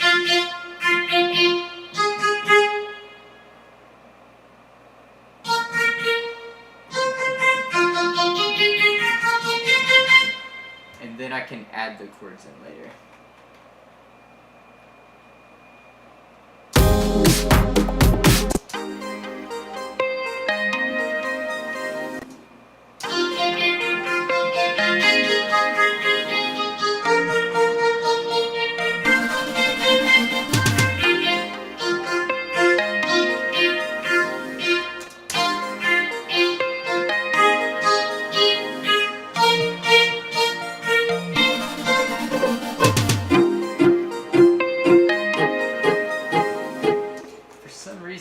That doesn't sound great. I don't know why.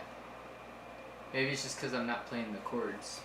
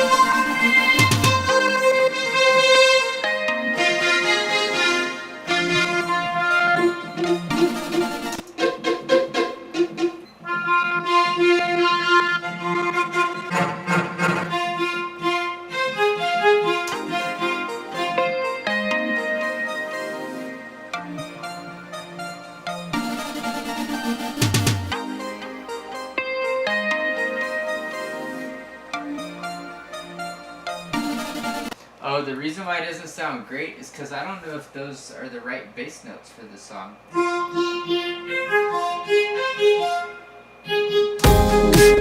Let me put these here. Okay, let me see if I can play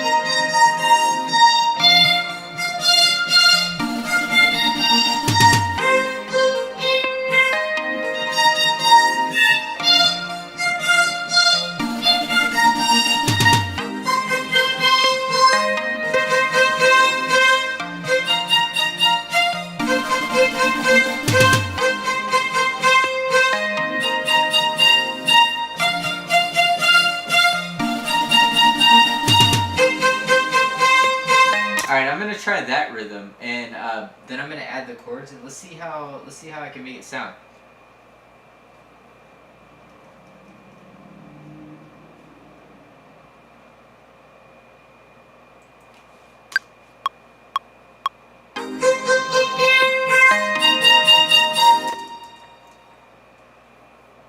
Try it again.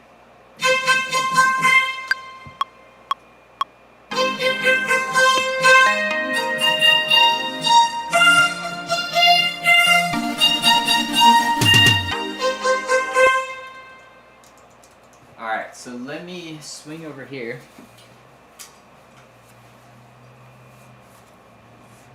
And we'll try to mess with this here and see how I can make it sound.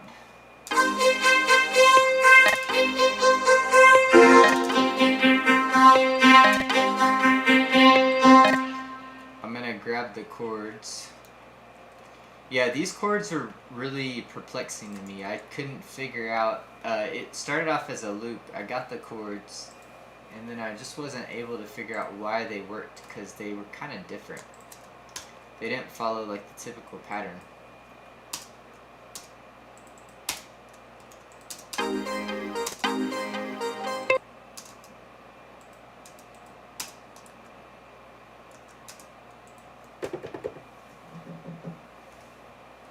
That's weird. I can't hear the sound in from my keyboard anymore here.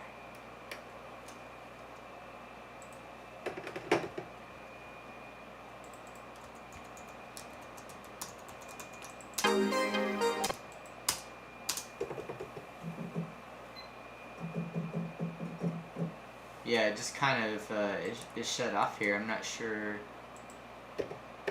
I still see the sound coming through.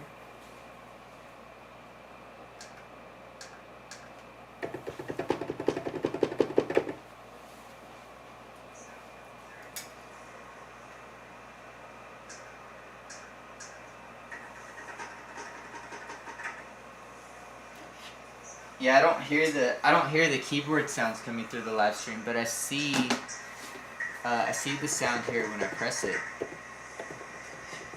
Yeah, I don't hear the keyboard. And maybe that's just picking up my microphone.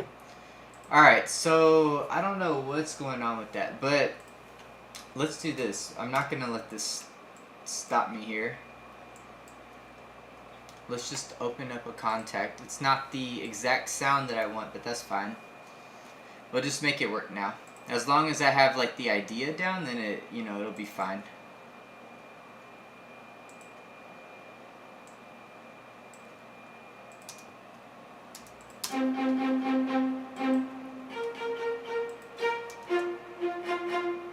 And this sound might work too.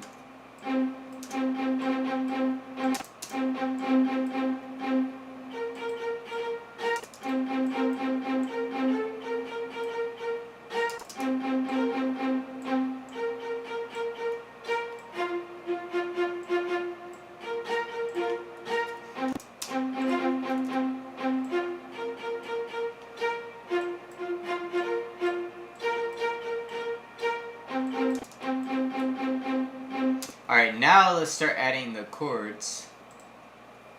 I think that should be okay.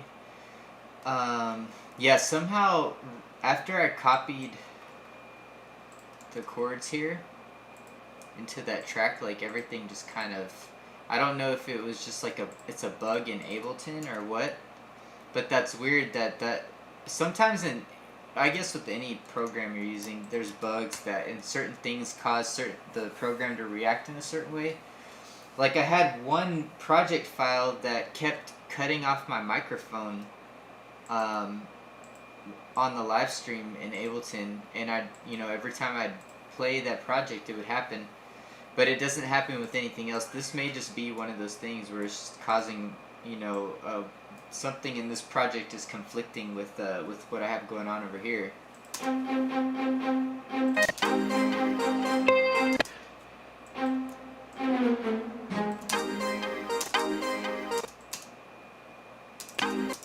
Okay, now let's see. Now my sound, okay. Now it cut off again. Now I can't hear anything in contact. It must be, maybe it's something that MIDI clip is triggering for it to act like that. I don't know what it is. So let's try this again. Open up a contact. Copy that. Let's just copy the MIDI.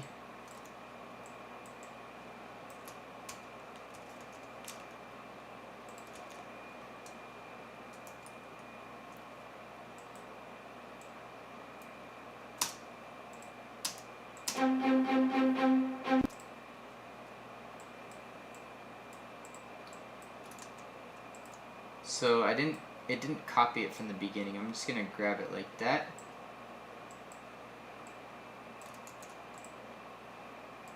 I need to come in here. Let's see. Need to make sure it's grabbing it from the beginning.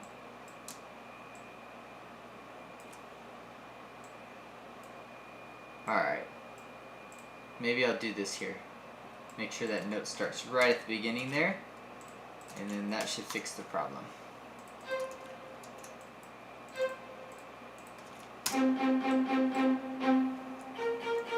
Alright, so now, because I've been having that issue, I'm going to copy these chords in the same way. I just need a reference for what the chords are. So, just copy these here. And actually, let me save the project before anything happens. I don't think I've saved it in the last maybe 2 hours.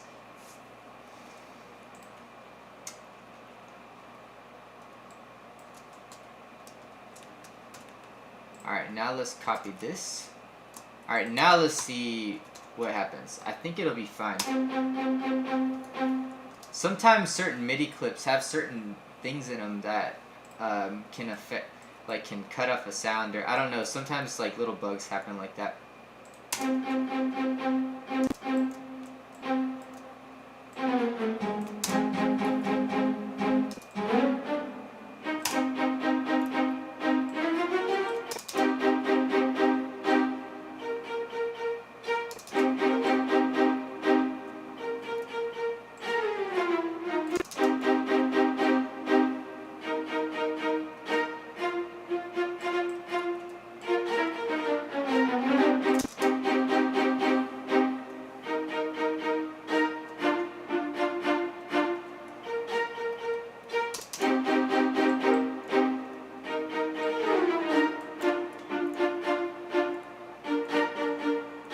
Hey JC, what's up, man? How are you doing?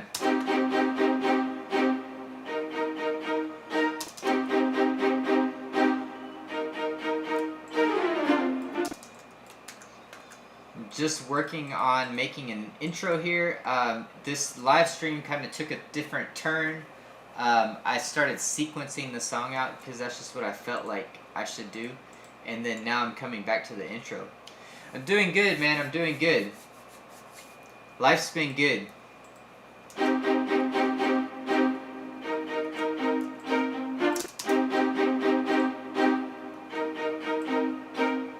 Or I should say God's been good to me. Just allowing me to be financially stable and to allowing me to get unemployment, which in turn allows me to invest my time creating music to try to make this thing take off, you know?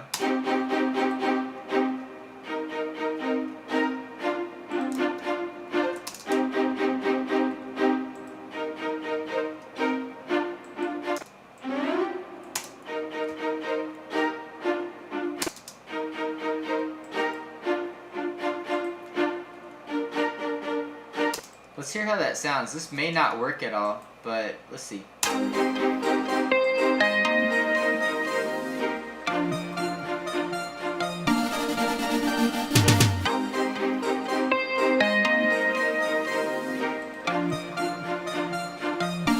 I feel like the strings they sounded good by themselves.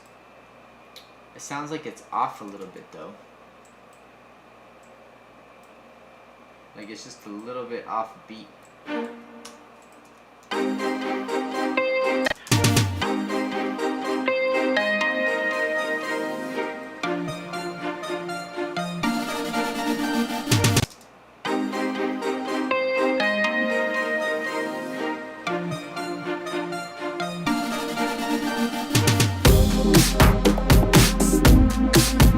I feel like the intro is lacking some energy and those strings are not really helping.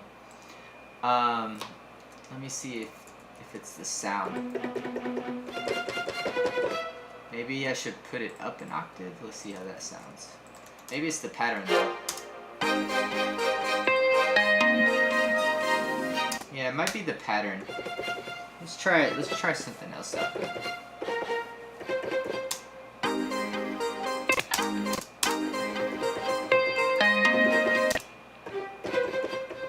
Let me turn it up so I can hear it more.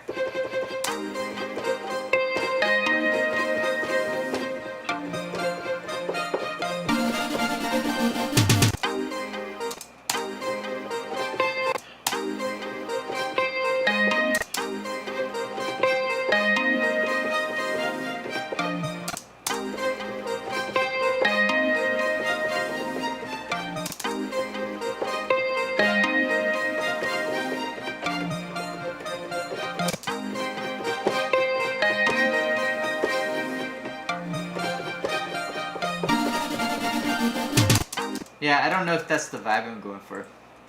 Let's check out some of these vintage sounds in here. This is kind of like a vintage sounding type song, so let's see what else we got in here.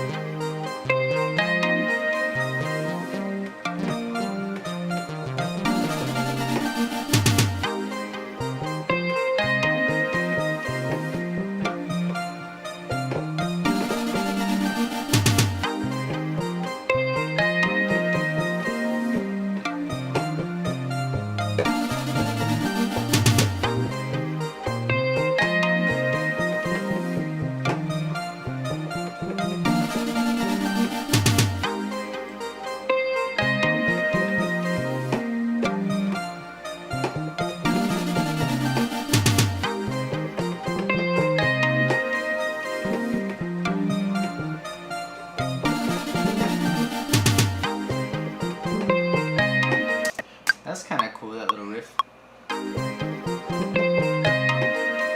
That kind of fits in there with everything else.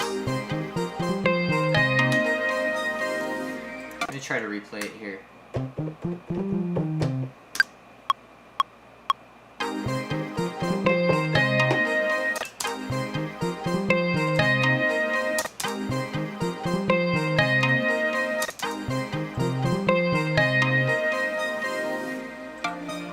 Maybe I'll have that extend out, but then I'll do like a little volume automation. I like doing this to like fade out stuff sometimes.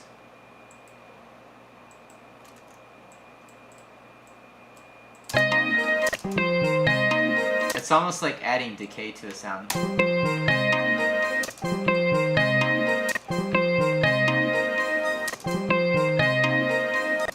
And I might extend it out just a little bit longer there.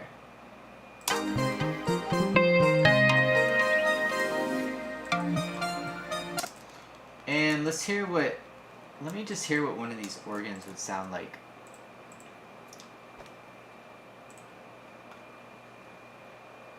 I think it's cool in Contact they have these vintage organs, and under the funk and reggae section, where is it? Oh, here it is. They've got like some presets from their imitation of Bob Marley songs, which is pretty cool. Like No Woman, No Cry, I Shot the Sheriff, and Waiting in Vain. I think it's pretty cool. This is like one of my favorite songs of all time, this Bob Marley song. They're pretty good organs.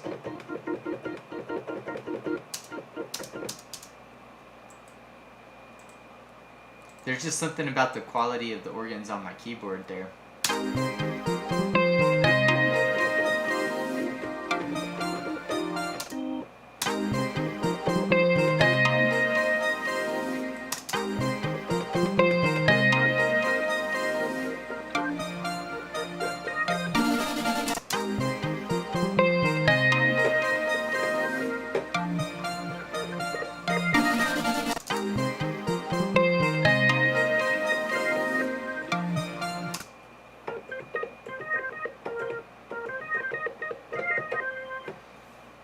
That sounds a lot like this, I guess, the sounds in Bob Marley's song, which is kind of cool. or in his songs in general. Hey Huncho, what's up, man? Thanks for coming back.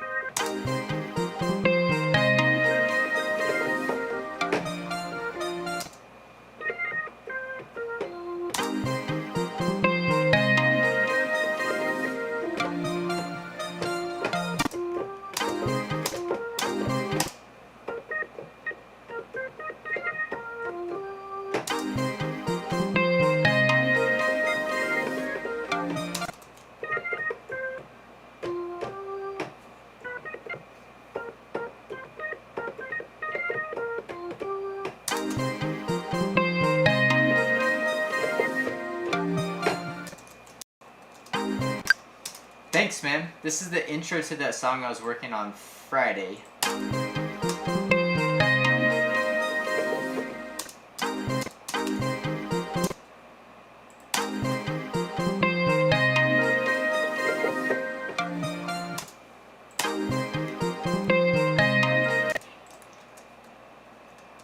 Let's move this a little bit farther back. And this too.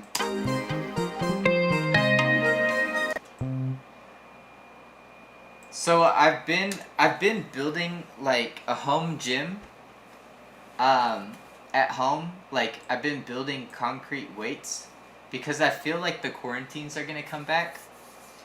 That's actually I'm really interested to hear what y'all are what y'all think about the quarantines. Do y'all think that the quarantines are gonna come back? Cause I do. I think they're gonna come back, and I could be wrong. You know, I'm not saying it's gonna happen for sure, but I could be wrong. But Israel is already in full lockdown again, a second time. I just think it's gonna come back in the winter. I think the coronavirus is gonna get bad again. But yeah, so I'm building a home gym, and I'm thinking about like doing a live video when I get a couple more weights done, or when I get another bag of concrete. I'm thinking about doing a live video and kind of like just showing how I've made concrete weights and kind of like showing the weights that I made. I think it could be interesting. I mean, some of y'all might not be interested in it, but I've got this video on my page that I did live, and I was it was like the final parts of putting my computer together, and it's got a lot of people watching it. Maybe because people are like searching for putting a computer together and stuff. So in the same way, there might be some people searching on how to make like home gym equipment, and it could drive some traffic to like my page. But I've been thinking about doing that. It's kind of an interesting process.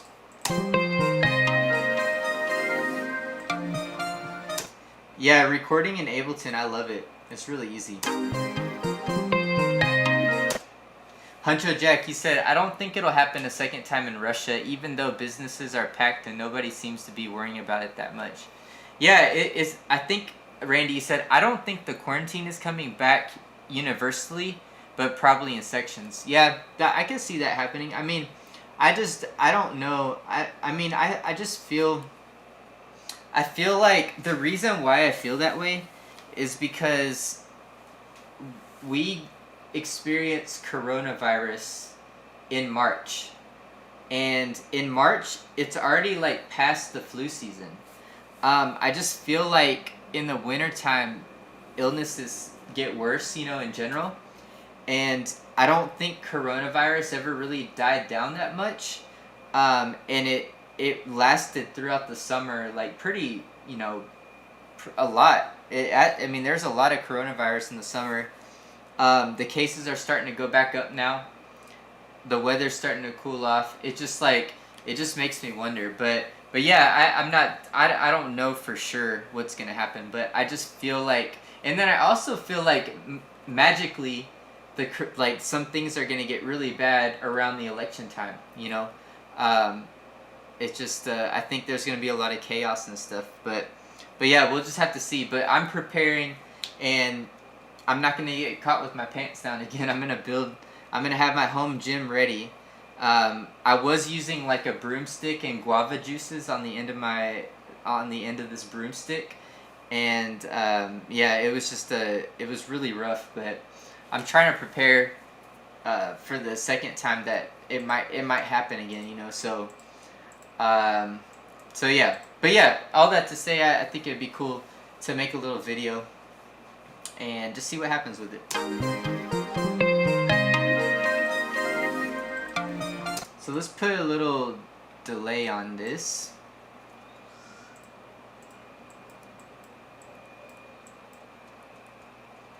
Yeah, man, COVID, it's actually, I can see how people are tired of it, and it's caused a lot of stress in people's lives. And if you've noticed, like, the amount of Amber Alerts happening, people, and it's not kids being kidnapped, you know, even though that's what Amber Alert was put into place because of kids being kidnapped. But it's like parents getting in fights and taking their children, and then, you know, the other parent will tell the police, and then they have to put out an Amber Alert. But the amount of stress in people's lives right now, as a general, you know, it's crazy. You don't really hear people talking about it too much, but there is a lot of havoc in people's lives right now, maybe because of financial strain, relationship problems, you know, and just uncertainty. But I can say that, man, God has really blessed me in this time. I feel like my family is prospering more than ever in this time, and that's not because of anything that I've done, but because of what God has done for me. I feel like this is amazing. It's an amazing opportunity for me that I get to work on music. I'm currently getting unemployment, but I'm not like wasting my time. I am getting unemployment, but I am putting all my efforts that I can put into. I mean, I'm taking care of my daughter, but in every single spare moment that I have, pretty much, I am working on music or trying to advance my music career in some way. So God has really blessed me in this time to be able to do this, and I'm not stressed. My family's not stressed. It's been great. Like COVID, it's crazy for me to say, but COVID has been amazing for me in my life personally, even though I know that's not the case with a lot of people. But that's only because God's taking care of me, though. But yeah, I can see how people would be tired of it, and I miss like hanging out with my friends and stuff. I'm not hanging out with my friends, just my family. I miss that, you know, like it's made me really think about trying to be more intentional about spending time with people, because in the past I haven't really hung out with my friends too much because I've always been working on music. But COVID has been making me see the value of, even though I want to make music into a career, even if I have to take a couple steps back in order to, I guess, build relationships with people, that's like really important in life too. It's not just music. So if COVID has taught me anything, it's that. But yeah, overall, it's been good to me, you know, so far.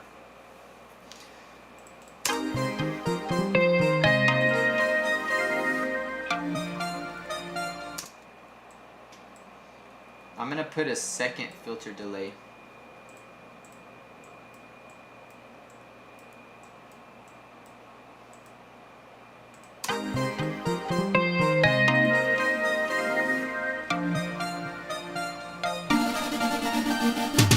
And maybe put an auto pan. Just a slight auto pan. Actually, I'm not gonna put that. I'm gonna put that, but I'm gonna have the auto pan automate in so that it's only affecting the echoes of that sound.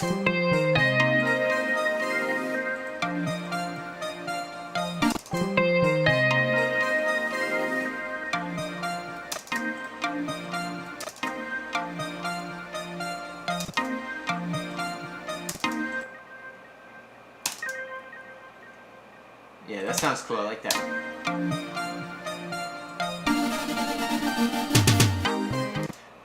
I feel really sorry for people who have small children in this time that are in school and they have to stay home and work and homeschool their children at the same time. Man, that has to be so hard.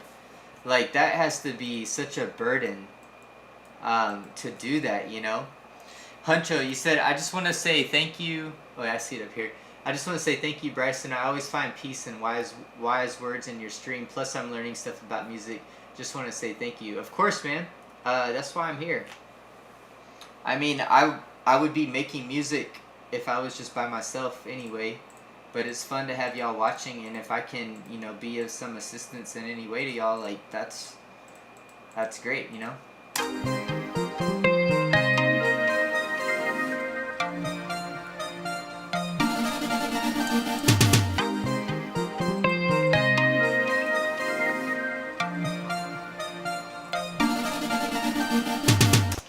Alright, so now I think the intro is kind of quiet compared to the rest. I might add some more stuff too, but let's hear how it sounds.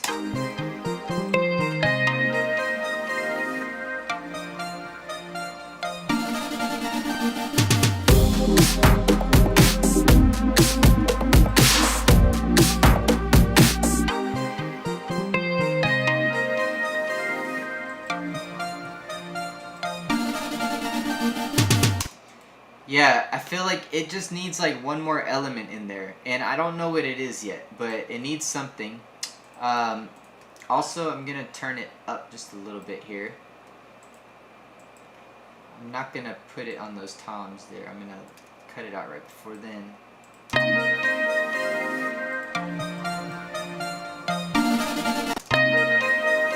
And then I'm gonna turn that guitar down. It's just a little bit too loud.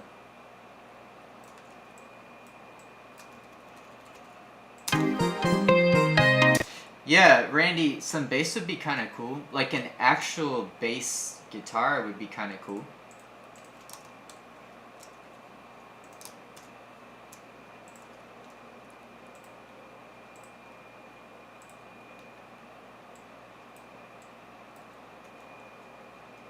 You said an orchestral upright. I'm not sure what that is. What's an upright?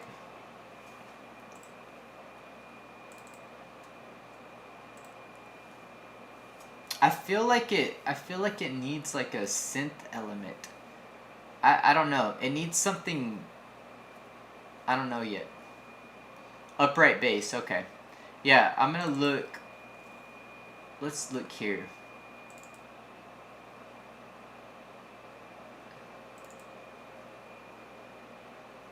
Let's look for I had this in mind, like this Scarby bass. Let's see what this sounds like. Let's see what the amped version sounds like.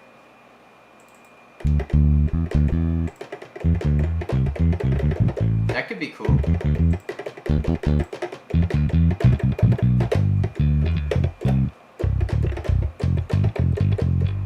Let's see what this sounds like in there. A cello? I could try out a cello. Let's see here first.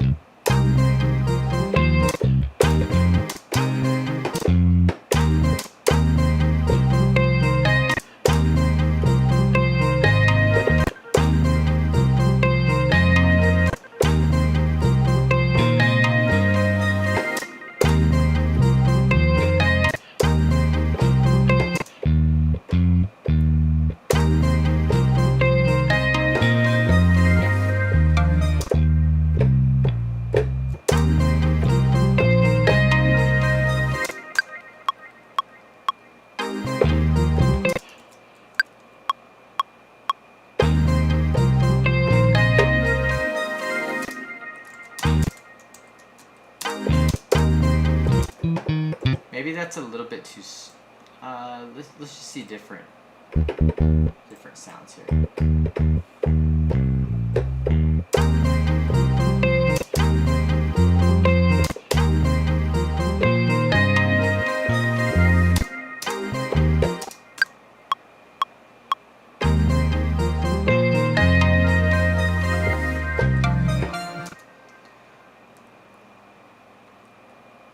Randy, you said, what if you reverse the bass notes? That could be kind of a cool idea. Like, so it's like kind of sucking into it.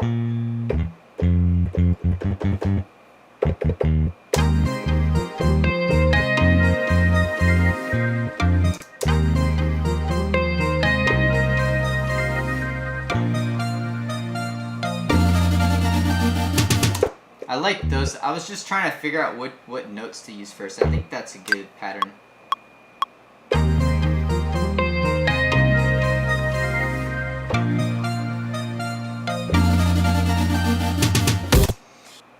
Yeah, let's try to reverse those notes and see what that sounds like.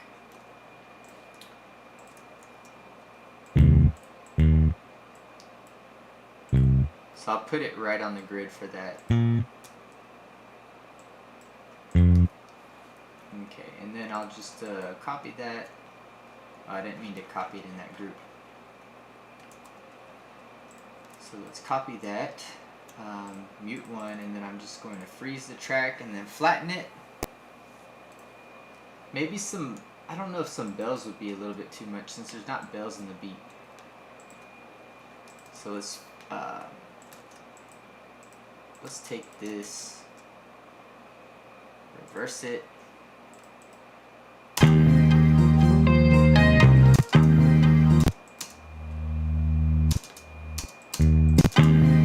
It's still playing this. Oh, okay. I must have. Alright, I need to delete that. There we go.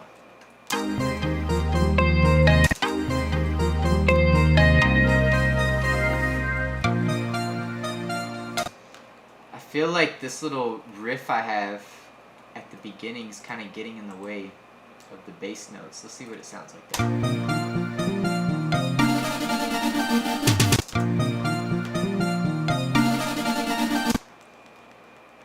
Let's mute that. I'm trying to make this work, just rearranging stuff.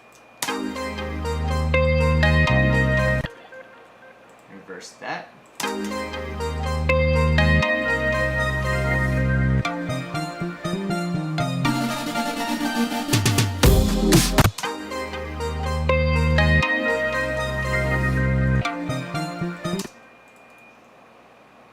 Let's reverse this one.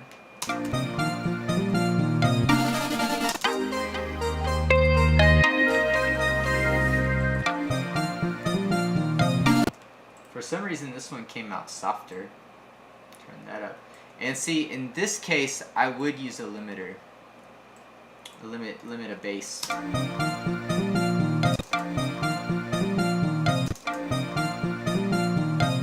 To kind of control the dynamic range. You do a limiter and then throw a saturator on it.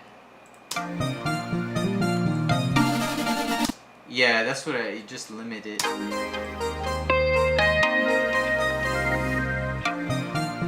Huncho, you said, what bass should I put in pop beats? Should I put 808s or sub basses or guitar basses? Yeah, that's a good question, and the answer is just whatever you like. I tend to put 808s on stuff because it has a more current sound.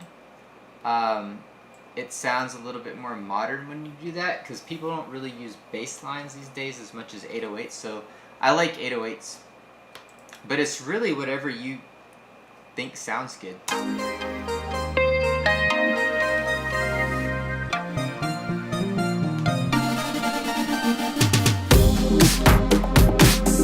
gonna turn this up a little bit here.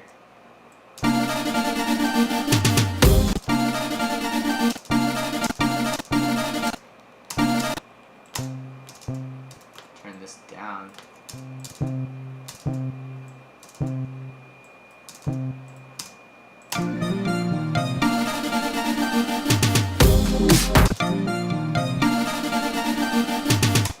Randy, so a limiter will have a limiter is basically a more intense effect of a limiter is a more intense version of a compressor.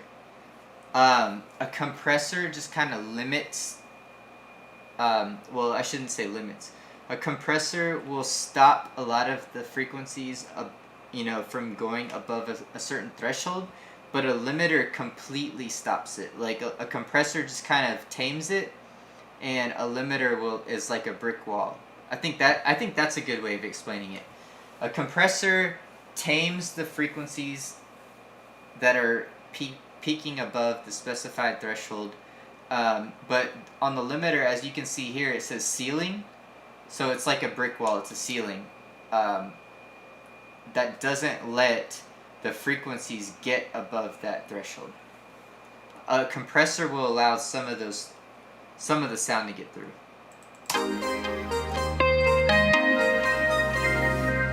Yeah, a compressor is a hard stop on dynamics, so that's why I don't really like using compressors. I don't think it stops them from going from getting louder, which is good if your song's clipping and you can't stop that. But I prefer running it through K-Clip, which is a clipper, and it just basically allows a K-Clip. So like what clipping does is it goes above the threshold, but it clips the top transients, and somehow it makes the sound louder. I don't know the exact science behind it, but it cuts off the frequencies and allows you to push the sound a little bit harder, and it makes it sound louder.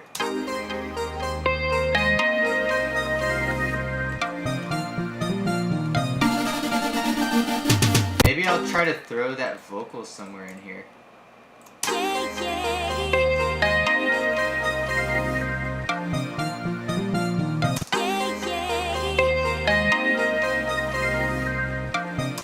Maybe I'll do like a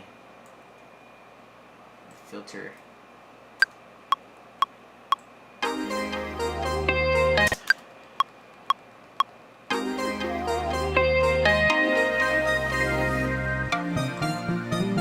Yeah, I just automated that filter in there. And then I think I'll do the same thing with that lead.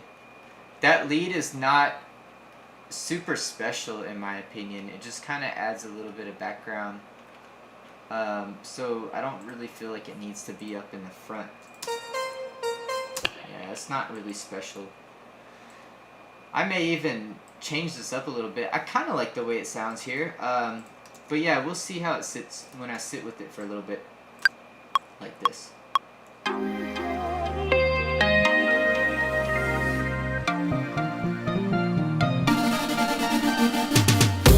Yeah, that's kind of cool. Just like filter that lead in there.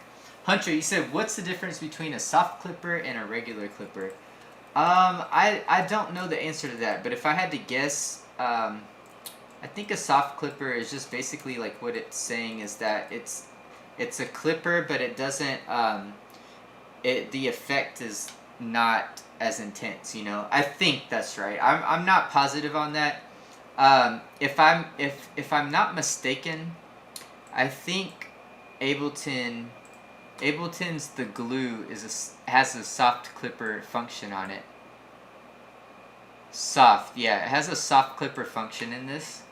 But I don't know what the difference between that and like K-Clip is. Saturator, to me, Saturator has a hard clipping sound to it sometimes. It has a soft clip function on here too. But yeah, I don't know. I don't know the answer to that.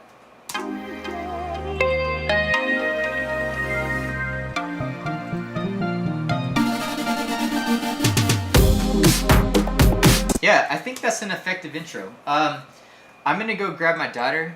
She's been up for a really long time. I'm a bad father. I've been letting her sit there and cry. But what do? I've got a live stream to take care of, you know? But yeah, let me go grab her real quick, and then we'll listen back, and then I'm going to sign off.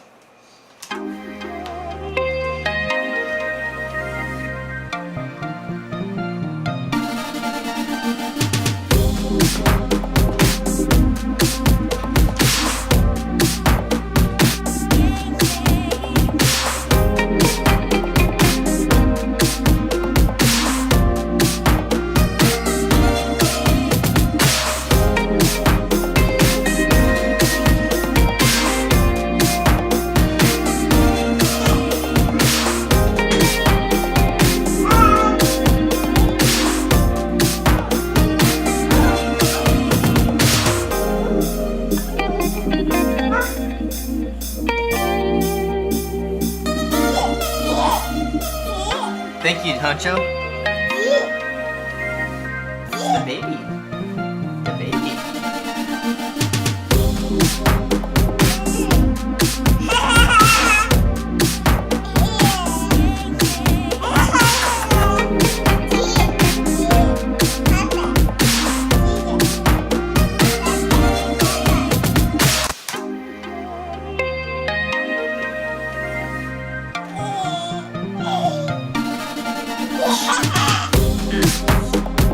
I think that's a cool intro. I like it. I kind of feel like I want to add another part for a breakdown. I was thinking to use the intro as a breakdown, but maybe like switch some things up as a breakdown later. Randy, you said, I still like that building bass sound idea, maybe with a little distortion on it. Yeah, man, I'll mess around with that. I do like that. You said I love her laugh. Yeah, she thinks it's funny. So I have the live stream up on my laptop there, so I can look over and see if I need to. And I have the chat up here too. So I have her on the screen there, and she thinks it's funny when she sees herself. She loves watching videos of herself, and it's really funny to see her laugh like that. The baby.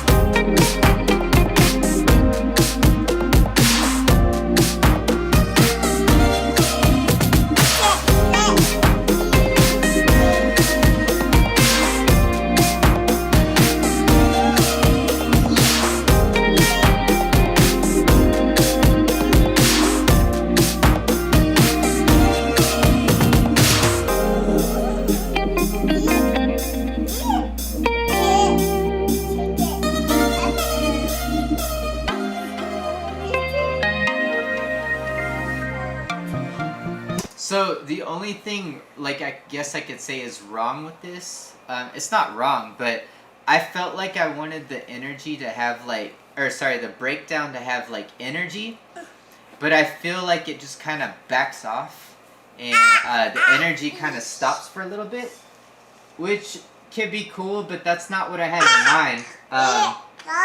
I had in mind to kind of like keep the energy up, because when the beat comes in, the energy is there, which is good. Like when the beat comes in, the energy is there, but when the breakdown happens, it kind of like, it fizzles out a little bit and kind of like gives room for the track to breathe.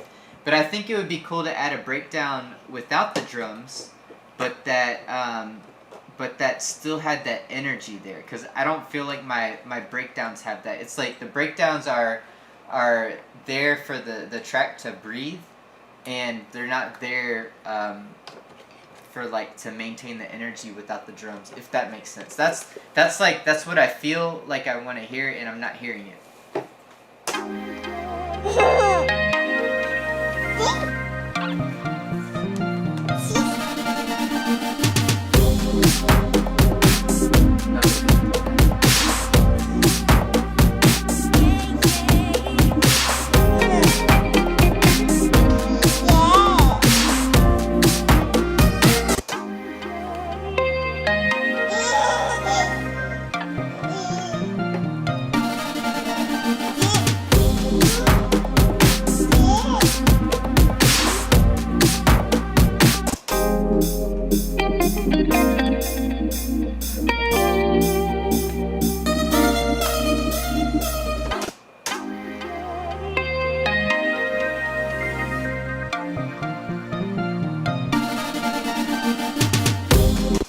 Yeah, so I don't know. We'll see. We'll see what happens with that. I'm not 100% sold on it yet.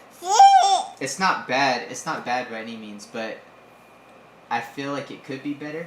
So I don't know. We'll see though. But that's gonna be it for today. I plan on live streaming tomorrow. Also, don't know what I'll be making yet, and then hopefully hopefully this week I'll be able to get my sister in and get her to record vocals. I ordered an Ethernet cable, and an Ethernet adapter so that I can plug a second phone in at a long distance away in the closet, and have that being filmed as well at the same time as I'm being filmed here. So hopefully that will work. We'll see if that works. But yeah, so I'm gonna go hit a workout now. I'm gonna take her to her grandma's house, and I will see y'all tomorrow. Take care. Thank you for everybody who watched. Thank you for your suggestions, and thank you for being here. I'll see y'all next time.